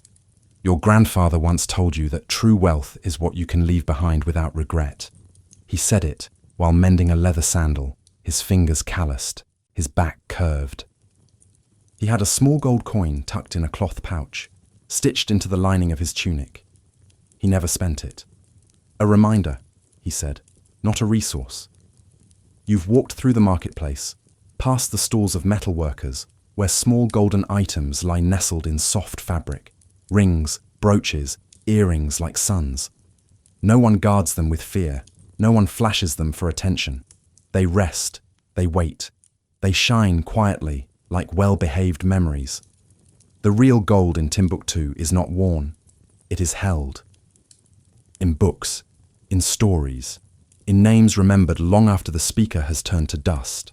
A manuscript is worth more than metal. A well-spoken verse, more than a necklace. You've seen this truth play out again and again. A visitor once came, richly dressed, with a retinue and loud footsteps. He carried gold like it was proof, but he couldn't pronounce the name of the mosque. He asked for directions with impatience. He waved coins in the air like they could buy attention. People smiled, politely, stepped aside, then looked away. Later that day, a scholar arrived from a distant village. His robe was plain, his sandals cracked, but when he entered the mosque, people leaned forward. He spoke softly, citing texts from memory, linking ideas like beads on a string. He stayed for a week. When he left, he carried nothing extra, but his name lingered. That's the thing about gold in Timbuktu. It's not in what you keep, it's in what you leave behind. The wealthiest person you know is a woman who owns very little, but her house is full of students. Her food always stretches further than it should, and her words carry the weight of trust. People ask her advice in whispers. They say she has light behind her eyes. No one mentions money. There's a myth children tell of a tree that grows coins instead of fruit, hidden somewhere in the desert. The coins fall silently at night, and only those who walk without greed can find them. You used to believe it. Maybe you still do, in a way. But now you understand the real story. That value is always rooted in silence. Gold does appear in ceremonies. At weddings, a necklace passed down generations. At births, a coin placed in a cloth beside the newborn. At funerals, a small ring worn one last time, then buried in salt. Not a symbol of status, but of presence, continuity. You once found a golden earring buried in the sand near the edge of the city. Small, dull with age. You showed it to your mother. She turned it over in her hand, nodded, then said, "Return it." Not to a person. There was no way to know whose it was, but to the place. She walked with you to a quiet corner of the mosque courtyard, dug a shallow hole, placed it there. "Let it wait," she said. Gold knows how to be patient. The city itself holds a certain glow. Not the gleam of polished metal, but the warmth of dust at dusk, the honeyed light of late afternoon, the gentle shine of oil on well-loved wood. This too is wealth, unmeasured, undemanding. When the scribe finishes a book, he sometimes presses a tiny gold mark near the last word. Not every book, not every time, just when the work deserves it. He doesn't announce it, he doesn't point it out, but when you find it, it feels like a whisper meant just for you. There's gold in laughter too. In the way your aunt's eyes crinkle when she teases your uncle, in the sound of a baby discovering its voice, in the moment when the sun catches your sister's face as she braids her hair, and she pretends not to notice. You once dreamed of a room filled with gold, but it wasn't coins. It was people, each one glowing faintly, speaking quietly, holding books. You walked among them, unafraid. They nodded at you. One handed you a page. No name, no price. Just a line. Value is what listens when no one else is speaking. You woke with tears on your cheeks. Later, you told your teacher. He said nothing, just wrote something on the board for you to copy. It read, "Those who shine from within never fear the dark." You keep that in your heart, because in Timbuktu, gold is not what you count. It is what counts you, quietly, constantly, and without the need for light. The desert begins just beyond the last house. Not with a sign or a gate, just a shift in silence. One step and the world softens. The air thickens. The wind gains memory, and the horizon stretches so far, it forgets to return. You've watched many caravans leave, long lines of camels, their shadows trailing like threads pulled by unseen hands. Men wrapped in indigo cloth, their eyes narrowed against the sun. The slow crunch of hooves on sand. The final wave. The long breath that follows. Leaving Timbuktu is not a simple thing.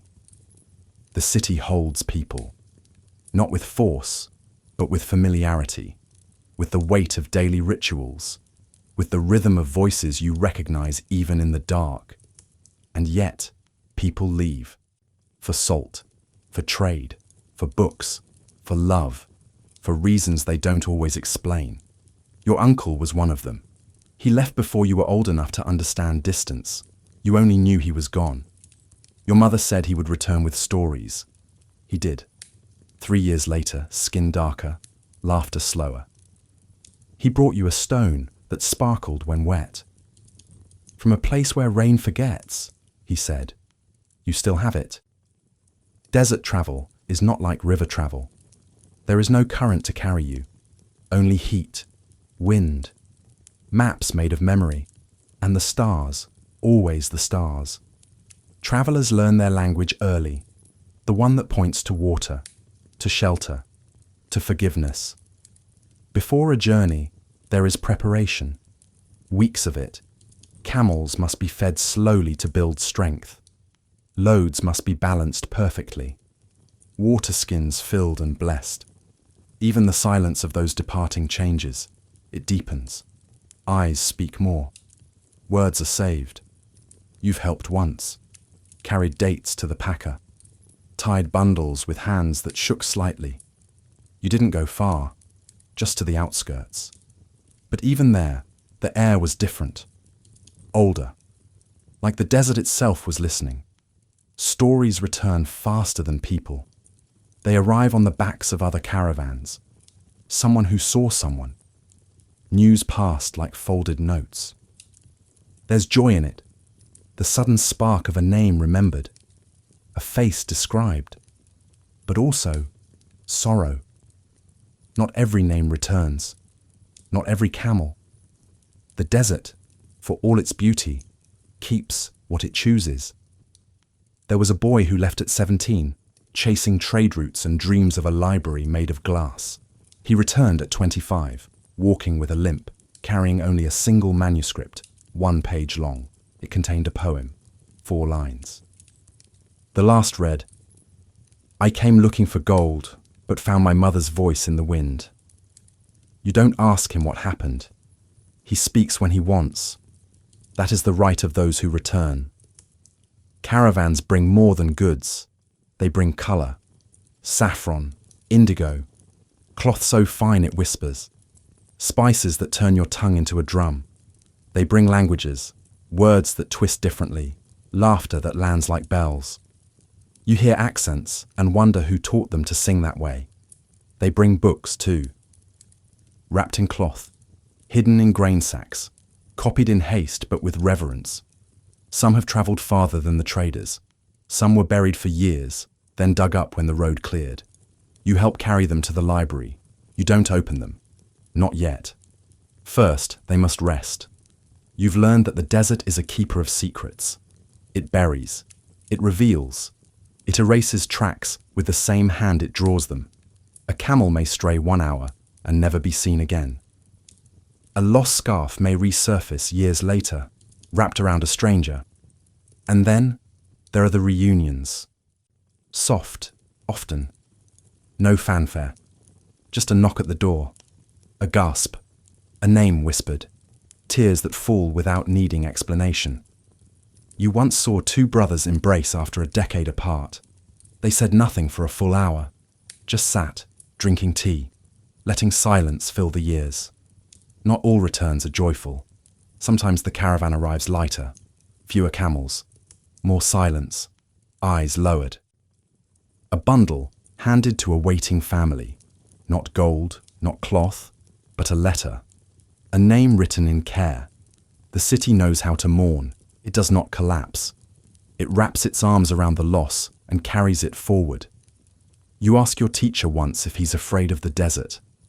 He says, not of the desert, only of forgetting how to return. You hold that close, because one day you may leave. Not with a caravan, but with purpose. And you wonder, will the sand remember your feet? Will the stars guide you home? Will your name still feel familiar to those who speak it in your absence? For now, you stay. But when a caravan leaves, you watch. You walk to the edge. You help tighten ropes, check water skins, offer prayers. And when they disappear into the golden blur, you whisper a line your grandmother once said. Those who travel far carry home in their shadow. And then you return to the city, to the fig tree, to the sound of ink drying. because someone must be here to welcome them back. You hold the pen like you were taught, not like a tool, but like a thread between hands and heaven. It's a simple read, sharpened carefully, dipped in dark ink that smells of time. The parchment before you is pale, smooth, and waiting. Not for decoration, not for your ego, but for the quiet moment when language becomes reverence. You are not alone in this. Calligraphy, cut, is everywhere in Timbuktu. Not just in books or scrolls, but on the walls of schools, the covers of doorways, the soft-worn backs of tablets drying in the sun. You've seen names written as if they were prayers. Phrases looped so elegantly, they feel like silk falling through fingers. You've seen tears on cheeks as verses were copied, not from sadness, but from understanding. Your teacher says, writing is not about words, it's about presence. There is a difference, he tells you one afternoon, between writing to be read and writing to remember. You watch him dip the pen again. His movements are deliberate, slow. Each letter curves with weight. There are no rulers, no erasers. Every mistake is part of the flow. He doesn't correct them, he adapts. There's a lesson in that. At the madrasa, you copy the Quran verse by verse, not with haste, but with care. Each session begins the same. A breath, a prayer, a whisper to the page. You recite the verse before you write it. You close your eyes and feel the shape of the letters before they meet the parchment. Your hand shakes sometimes. You've smudged ink, misspelled a name, started too close to the edge. But no one scolds. Your teacher simply says, "The page is patient. Begin again." There are styles of calligraphy, each with its own soul. Maghribi flows like the dunes, broad, rounded, echoing the movement of the wind across sand. Others are more angular, strict, like stone carved into light. You're learning them both, slowly. There is no race. Your favorite moment is the last letter of a line, the way it curls back, quiet, as if bowing, a gesture of closure, a promise that the thought has landed. In your house, there are scrolls tucked into narrow shelves. Your father reads them in the evenings, mouthing each line like an old song. One scroll is a poem, hand-copied by your great-grandmother, who never called herself a scholar, but who wrote with such tenderness that her verses are still read in school. Your mother writes too, not for show, but in the margins of recipes, in the corners of prayers. Her handwriting is small, slanted, more gesture than shape, but it holds meaning. Once, you saw a line she had written beside a list of dates and lentils. "May what I prepare nourish more than hunger." That too is calligraphy. You've visited the scribes in the market, men and women seated in shaded stalls, copying letters for those who cannot write, contracts, love poems, letters to distant cousins. Their hands move quickly, but never carelessly. You watch them the way others watch musicians. There is rhythm, repetition, precision. You once asked a scribe if he ever tired. He looked at his ink-stained fingers, smiled and said, "Only when I forget what I'm writing for." In the mosque library, there are books centuries old. Their ink has faded, but the letters still hold form. You can trace the flow of someone's hand, a hand that lived and died before your great-grandfather was born, and still feel its warmth. That's the magic. Not in permanence, in persistence. When rain threatens, the books are moved, carefully, tenderly, wrapped in cloth, held to chests, whispered to. You've helped once, your arms barely strong enough to hold the scroll. But you walked slowly, as if the weight wasn't physical, but sacred. You remember the day you were allowed to inscribe your first page without guidance. Just you, the pen, the ink, the silence. Your breath caught before the first stroke, but once the line began, you found the rhythm. When you finished, your teacher didn't praise or correct. He simply placed a small gold dot at the bottom of the page. Nothing else needed to be said. There are rituals. You never write without washing, never rush. Never speak while the pen is on the page. If your thoughts wander, you stop. Wait. Return with respect. Writing is a form of worship, a way to still the noise of the world. You've begun writing small prayers for your siblings, not to give, but to place in hidden corners, under mats, behind jars. Just a line or two. May your steps be steady. May you find shade in the heat. You don't sign them. They'll know. Your sister found one last week. She smiled, didn't speak. But that evening, she returned your pen to its holder without being asked. Calligraphy, you realize, is not about beauty. It's about clarity, about making space for meaning to land gently in someone else's eyes. It's about slowing down, listening to your own breath, trusting the line to lead you somewhere deeper than information, toward intimacy. Sometimes you copy poems, not for study, just for the feel of them. One in particular lingers. Ink does not forget the hand that guides it. The letter does not forget the voice that named it. Even the paper, though silent, remembers being touched. You think of that when you write now. You write slower. You speak less. You listen more. And in the quiet sound of reed on parchment, you find something you didn't expect. Not answers, but belonging. The sun doesn't set all at once in Timbuktu. It takes its time, like an old friend reluctant to leave. First, it softens the edges of the rooftops. Then it lingers on the clay walls, turning them honey-colored. Then, slowly, almost imperceptibly, it dips beneath the horizon and lets the night take its turn. And when night comes, the stories begin. Not the ones in books, not the ones copied in ink and kept in careful bundles. These are different. These are stories you don't read, you receive. Passed not from paper to eye, but from mouth to ear, breath to breath. They belong to no one and to everyone, and they live longer than memory. You sit with your family in the courtyard, the sky deepening above, stars blinking into place one by one. The fig tree leans slightly, like it's listening too. A lamp burns low, casting just enough light to illuminate faces, not pages. That's all that's needed. The words are already alive. Your grandmother clears her throat, not to silence the room, but to center it. She doesn't rush. She begins like she always does, with the soft, familiar line. Let the night remember with us. And just like that, the walls of the house fade, and the city becomes a village, a sea, a battlefield, a garden. Whatever the story requires. Tonight, it's about a boy who spoke to animals, not with words, but with silence. They trusted him because he never tried to own their secrets. One day, he followed a bird too far into the desert. He returned 10 years later, riding a lion and carrying a map drawn in feathers. You've heard this story before, many times. But tonight, the lion walks differently. The feathers shimmer more, because the voice telling it is older, perhaps. Or maybe your ears are newer. That's the magic of oral stories. They're never the same twice. Each telling reshapes them. A new metaphor, a changed name, a pause in a different place. They're not lies. They're lives, flexible, resilient, breathing. Your uncle joins in, adding details your grandmother left out. He always does this.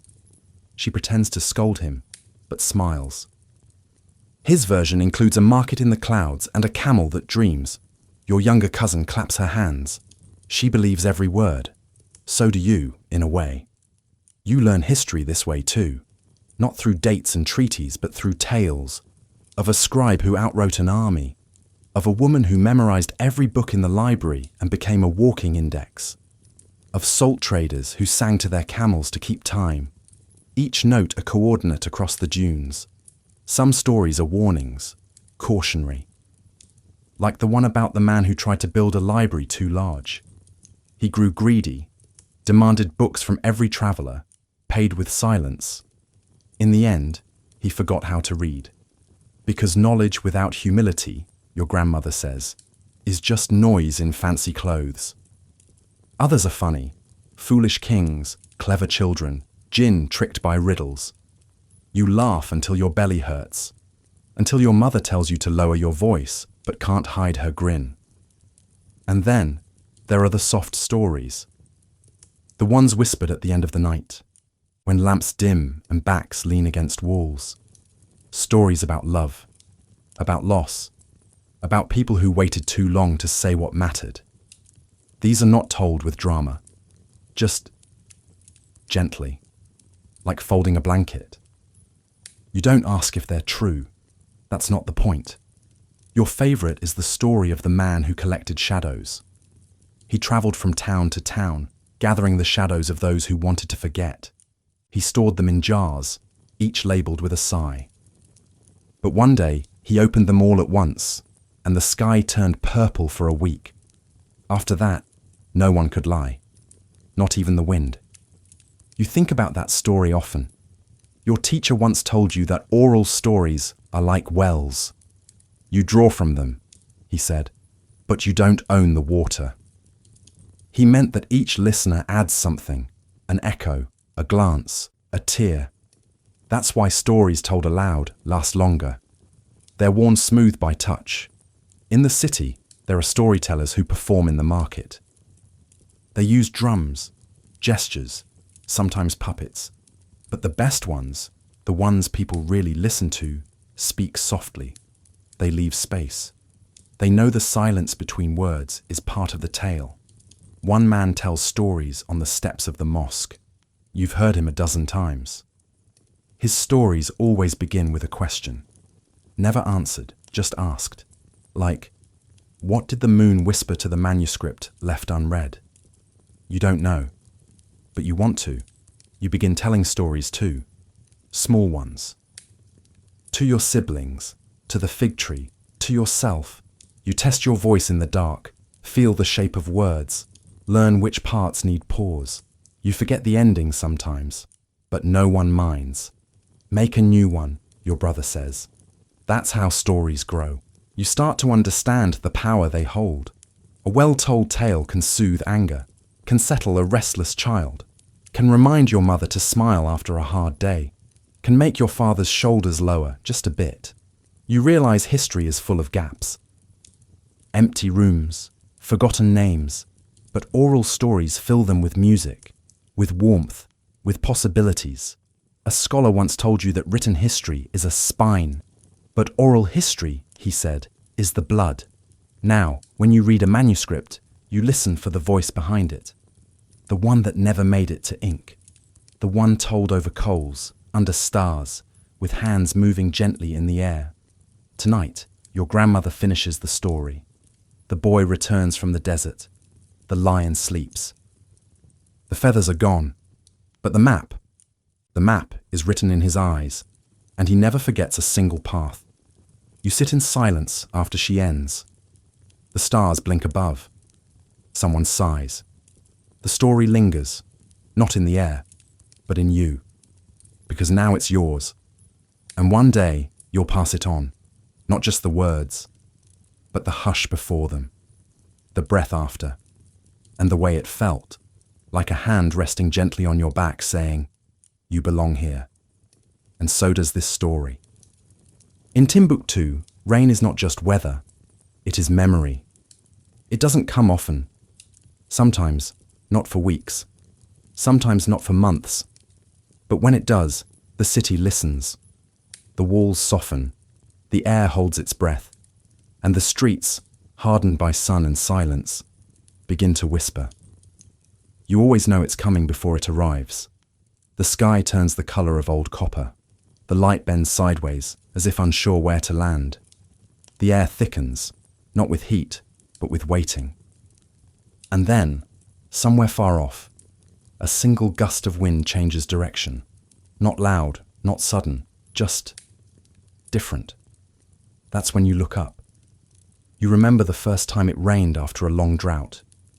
You were a child, playing near the mosque, when a drop hit your arm. You thought it was a mistake. But then another, and another. And suddenly, the sky opened like a secret. People didn't run. They stood still, faces tilted upward, mouths open in laughter or reverence. The children danced. The elders watched. No one spoke. The rain did the talking. Rain in the desert is never just water. It's return, renewal, proof that something you've almost stopped hoping for can still arrive. The sound is like no other, not the steady drizzle of other lands.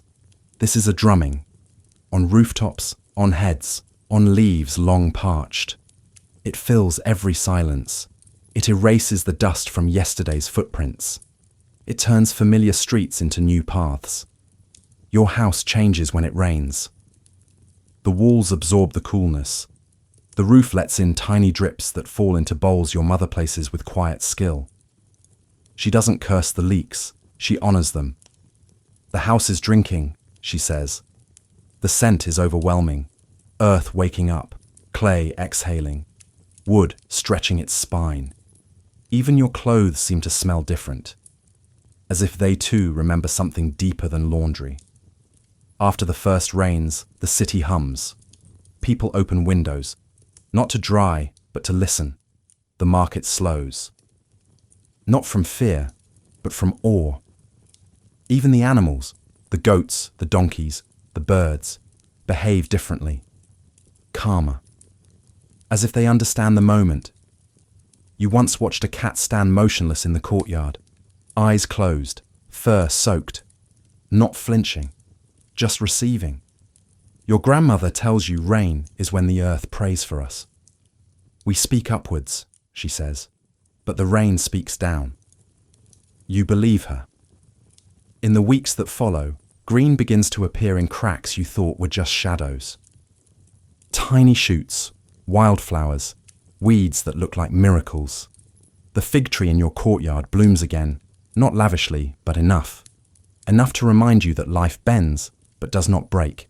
The city smells different for days, richer, as if every wall has been washed, not just of dust, but of sorrow. Your sandals leave prints in the softened earth. You walk slower, more mindfully, aware that each step is a kind of agreement with the world. Children play in puddles. They don't care about clean clothes or wet sleeves. They pretend to be fish, or boats, or just happy. You once wrote a poem about rain. You didn't share it, just folded it into your tablet between verses and notes. It began with a line your father once said, "Some silences are only waiting to become water." When the rain returns after absence, people greet it, some with songs, old, cracked melodies sung beneath doorframes, some with silence, palms turned upward, eyes closed. Some with labor, rushing to catch water, to clean roofs, to prepare for what comes next, and some with stories of past rains, of the flood that kissed the mosque steps, of the boy who tried to trap the rain in a jar and sell it. There's a well at the edge of the city that only fills when it rains. Most days it looks like a hole forgotten by time. But after a good storm, it becomes a mirror. You once leaned over it and saw your face clearer than in any glass. The surface shimmered, not just with your reflection, but with something older. A voice maybe, a question. Are you still listening? Rain doesn't stay long. It passes quickly, like a generous guest who knows not to overstay. But it leaves things behind.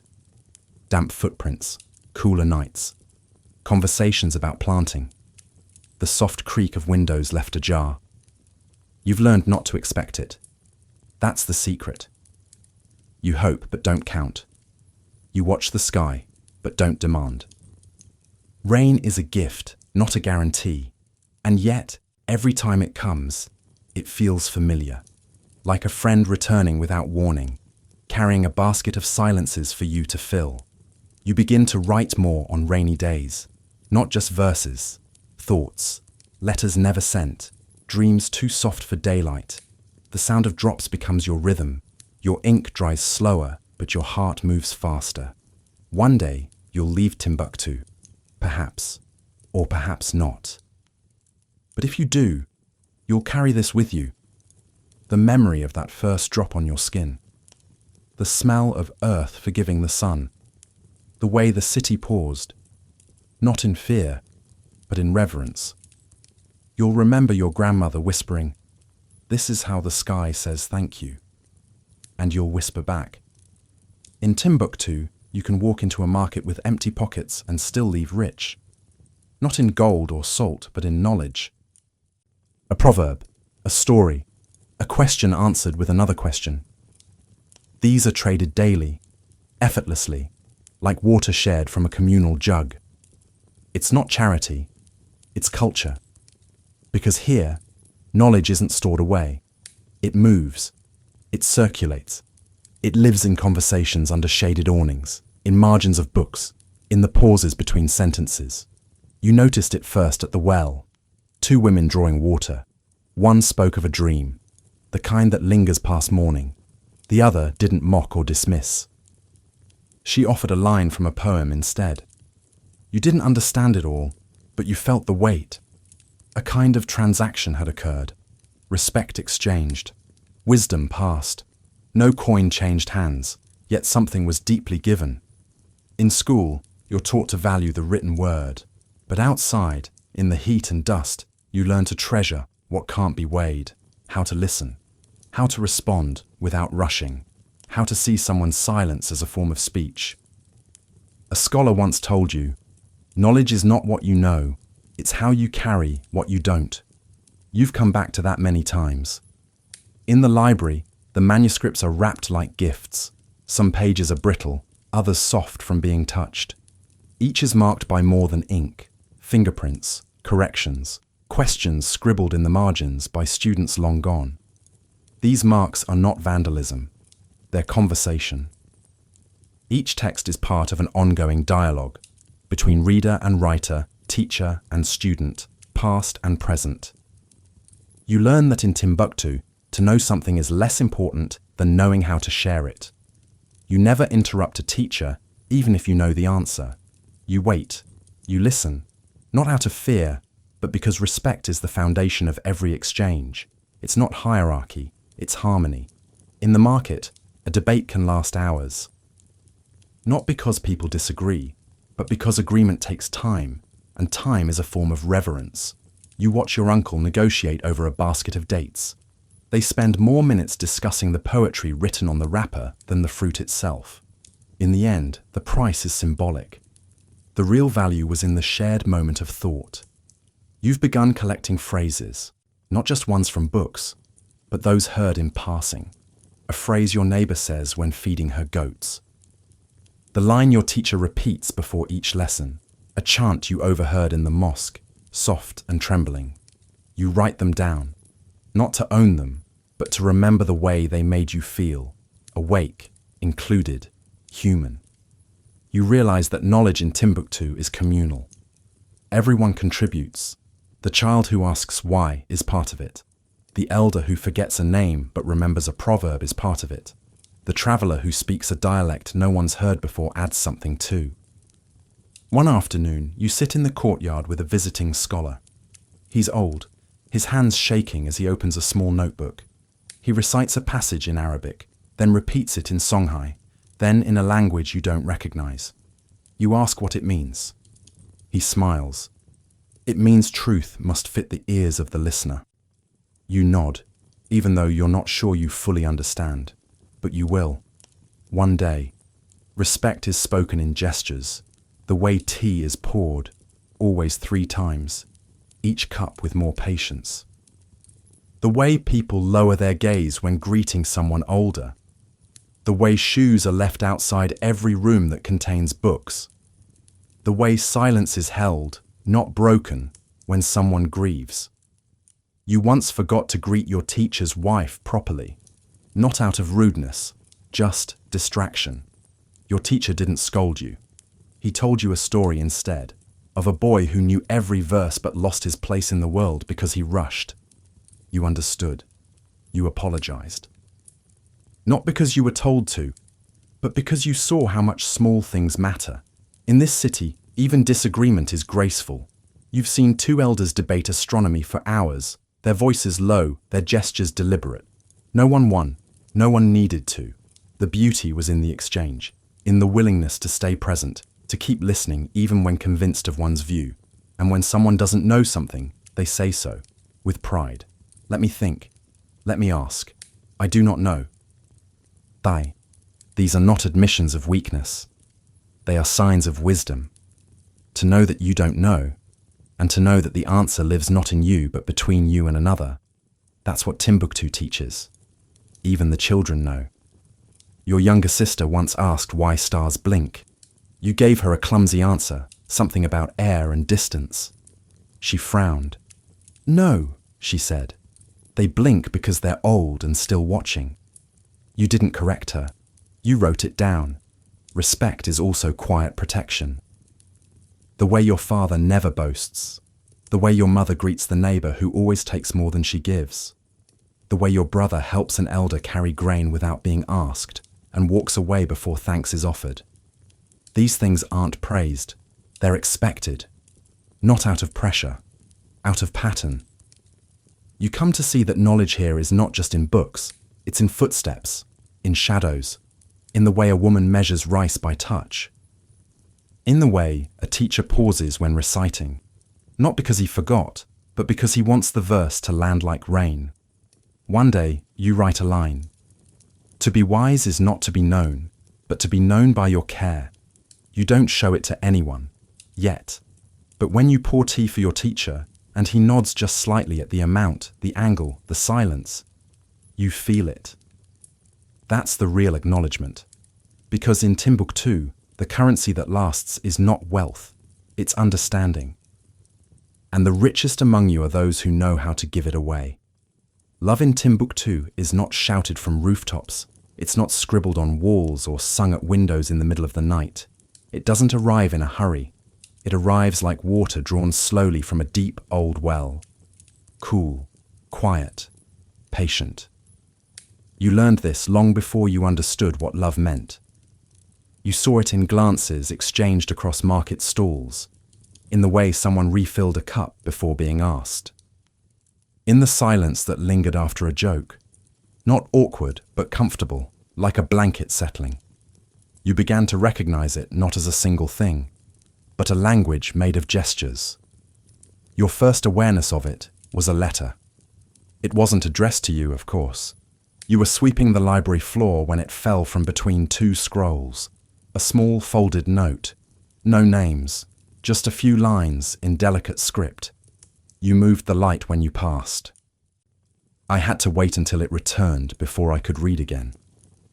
You read it 3 times, then placed it back, exactly where it had been. You told no one. That's how love works here, woven into the fabric of daily life, rarely displayed, but never hidden. The stories your grandmother tells at night are filled with love, but not the kind from distant fables. Her stories are earthy, local, of a man who carved a name into his walking stick and never explained it, of a woman who refused 3 proposals because she was still waiting for a voice she once heard behind a mosque wall, of 2 old people who never touched hands in public, but whose roof always sang when it rained. In your own house, love is practical. Your mother sharpens your father's writing reed without asking.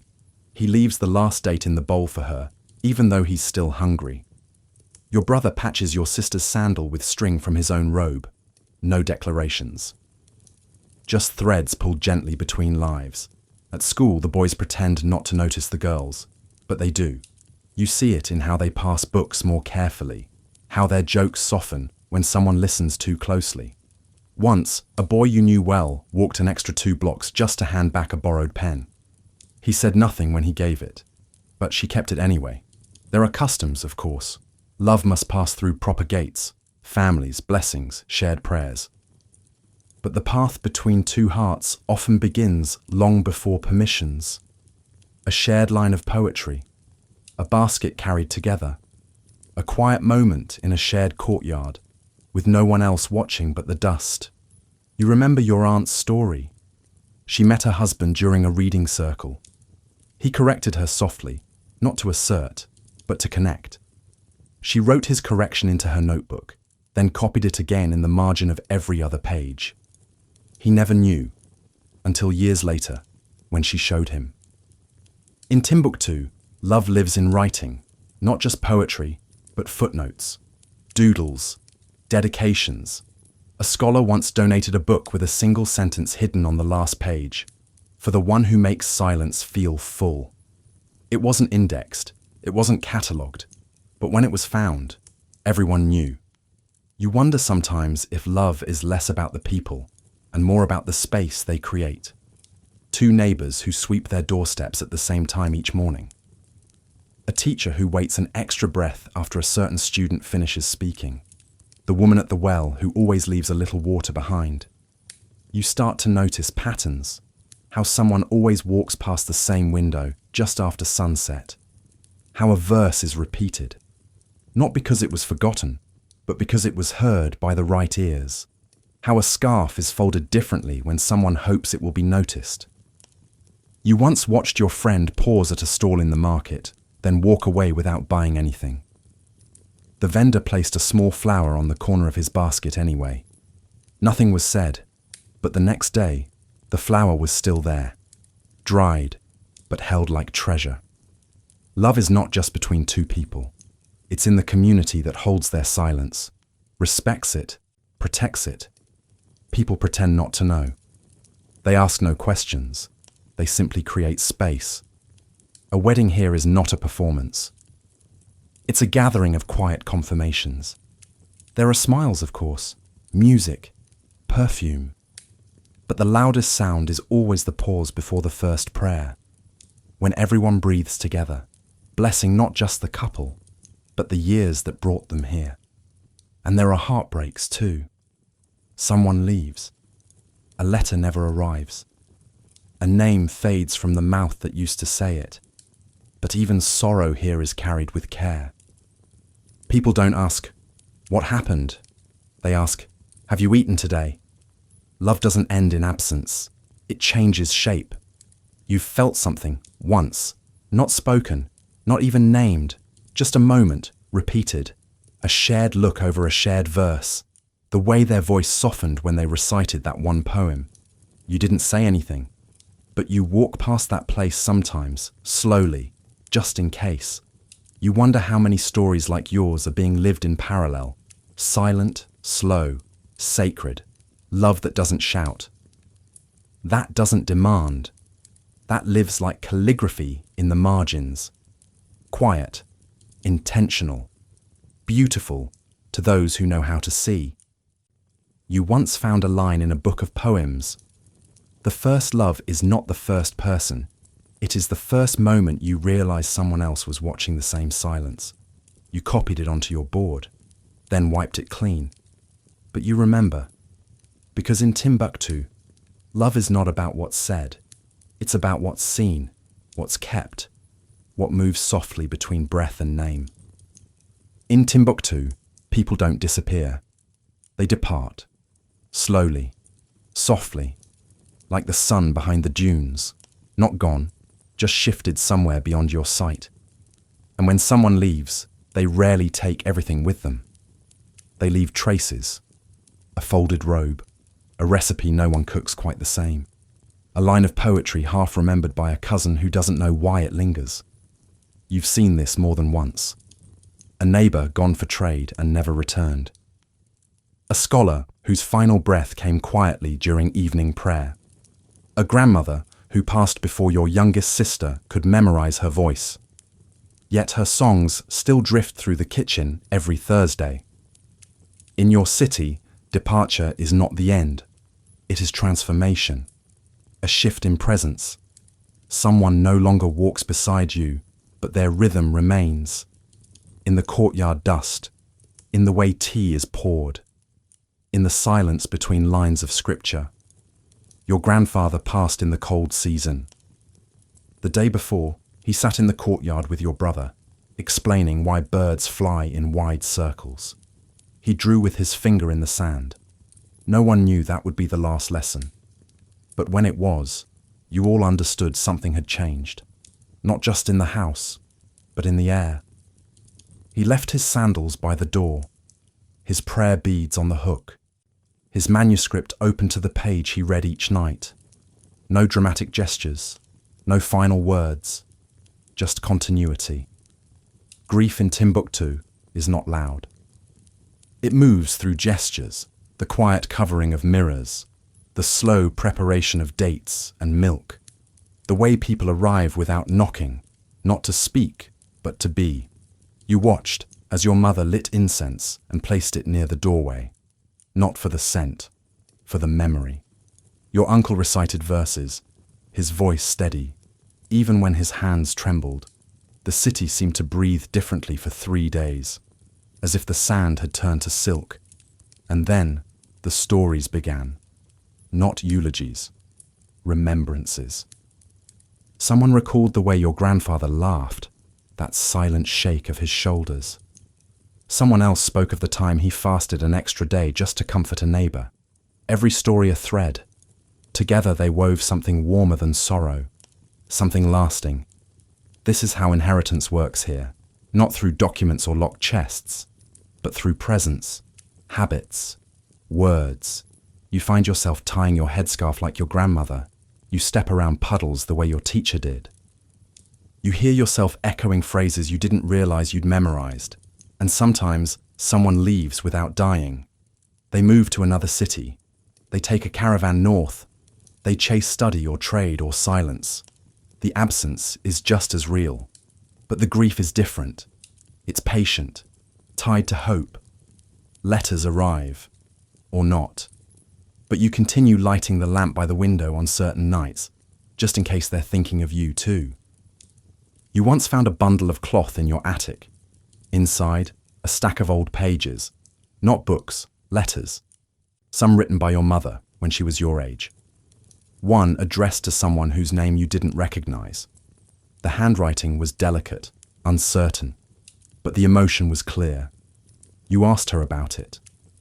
She smiled, took the pages, folded them carefully and said, "Some stories come back when they're ready. Sometimes a person doesn't leave, but something else does. A belief, a friendship, a certainty, and that too must be mourned." Your teacher once said, "We don't just bury bodies, we bury seasons." He meant that change, real deep change, requires a kind of goodbye. You felt this, the moment you stopped believing someone would return. The afternoon you realized a book no longer answered your questions. The silence after your first heartbreak. But in Timbuktu, farewells are always layered. No door closes completely. No name is lost entirely. Even those who hurt you leave something behind. A phrase, a mistake, a shadow that teaches. You learn to honor them quietly, not with longing, but with understanding. The library has shelves for books no one reads anymore. Not because they are forgotten, because they are resting. You once spent an entire afternoon with a volume whose last reader signed it in a year-long past. Their name felt familiar, though you'd never heard it spoken. It stayed with you for days. You begin to write names in your own margins. Not yours. Theirs. People who shaped you, who taught you things you can't explain. The friend who moved away.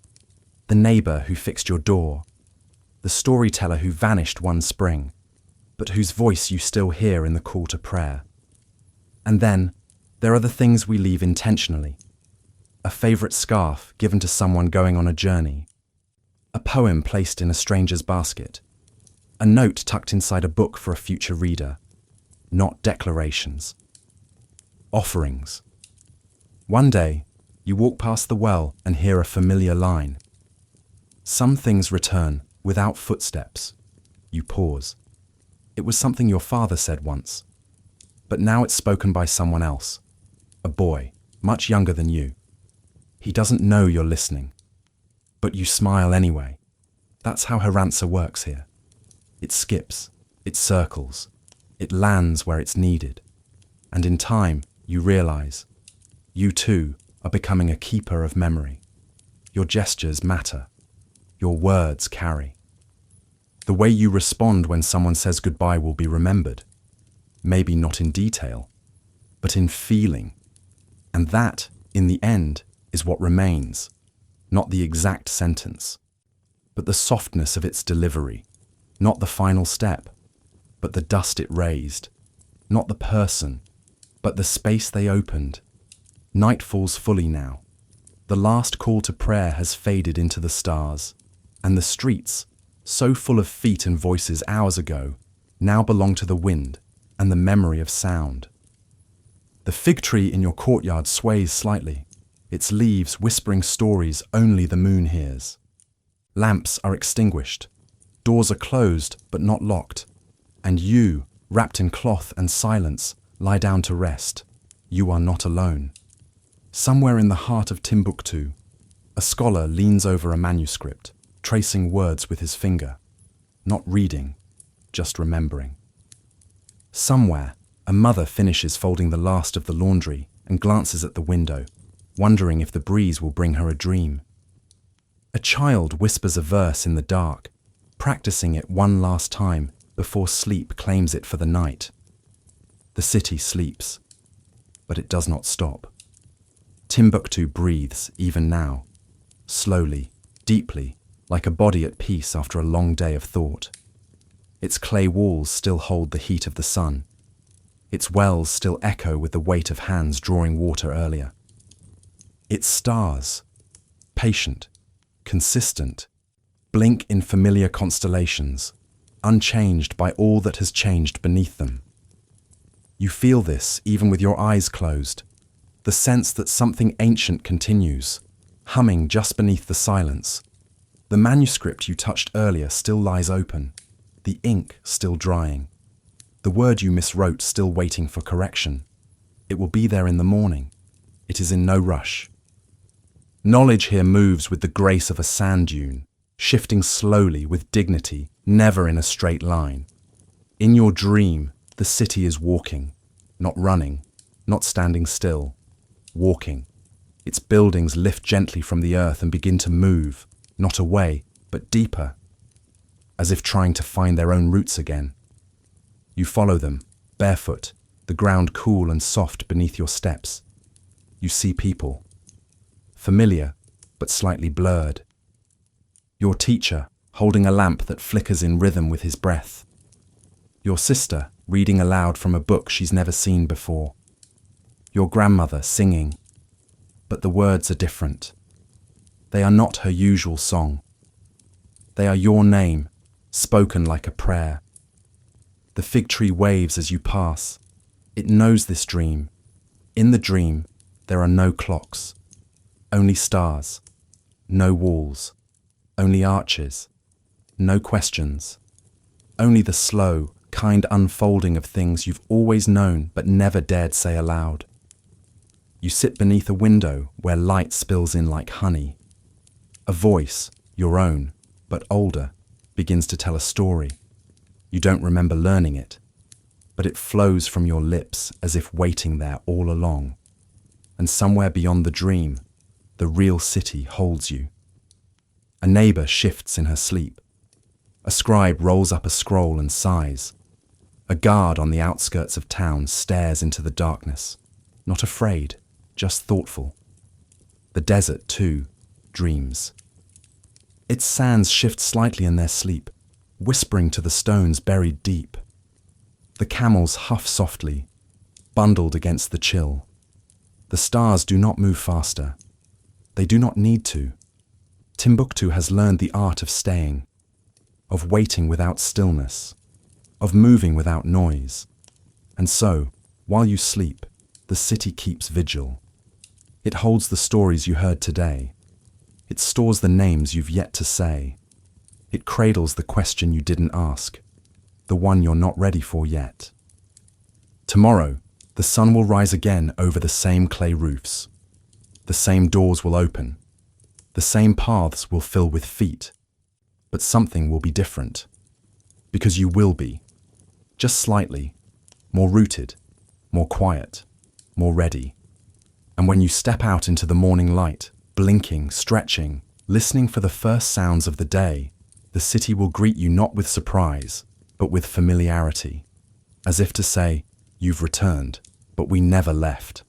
Timbuktu remains, in the wind, in the ink, in the pauses between words. And now it remains in you too. Good night.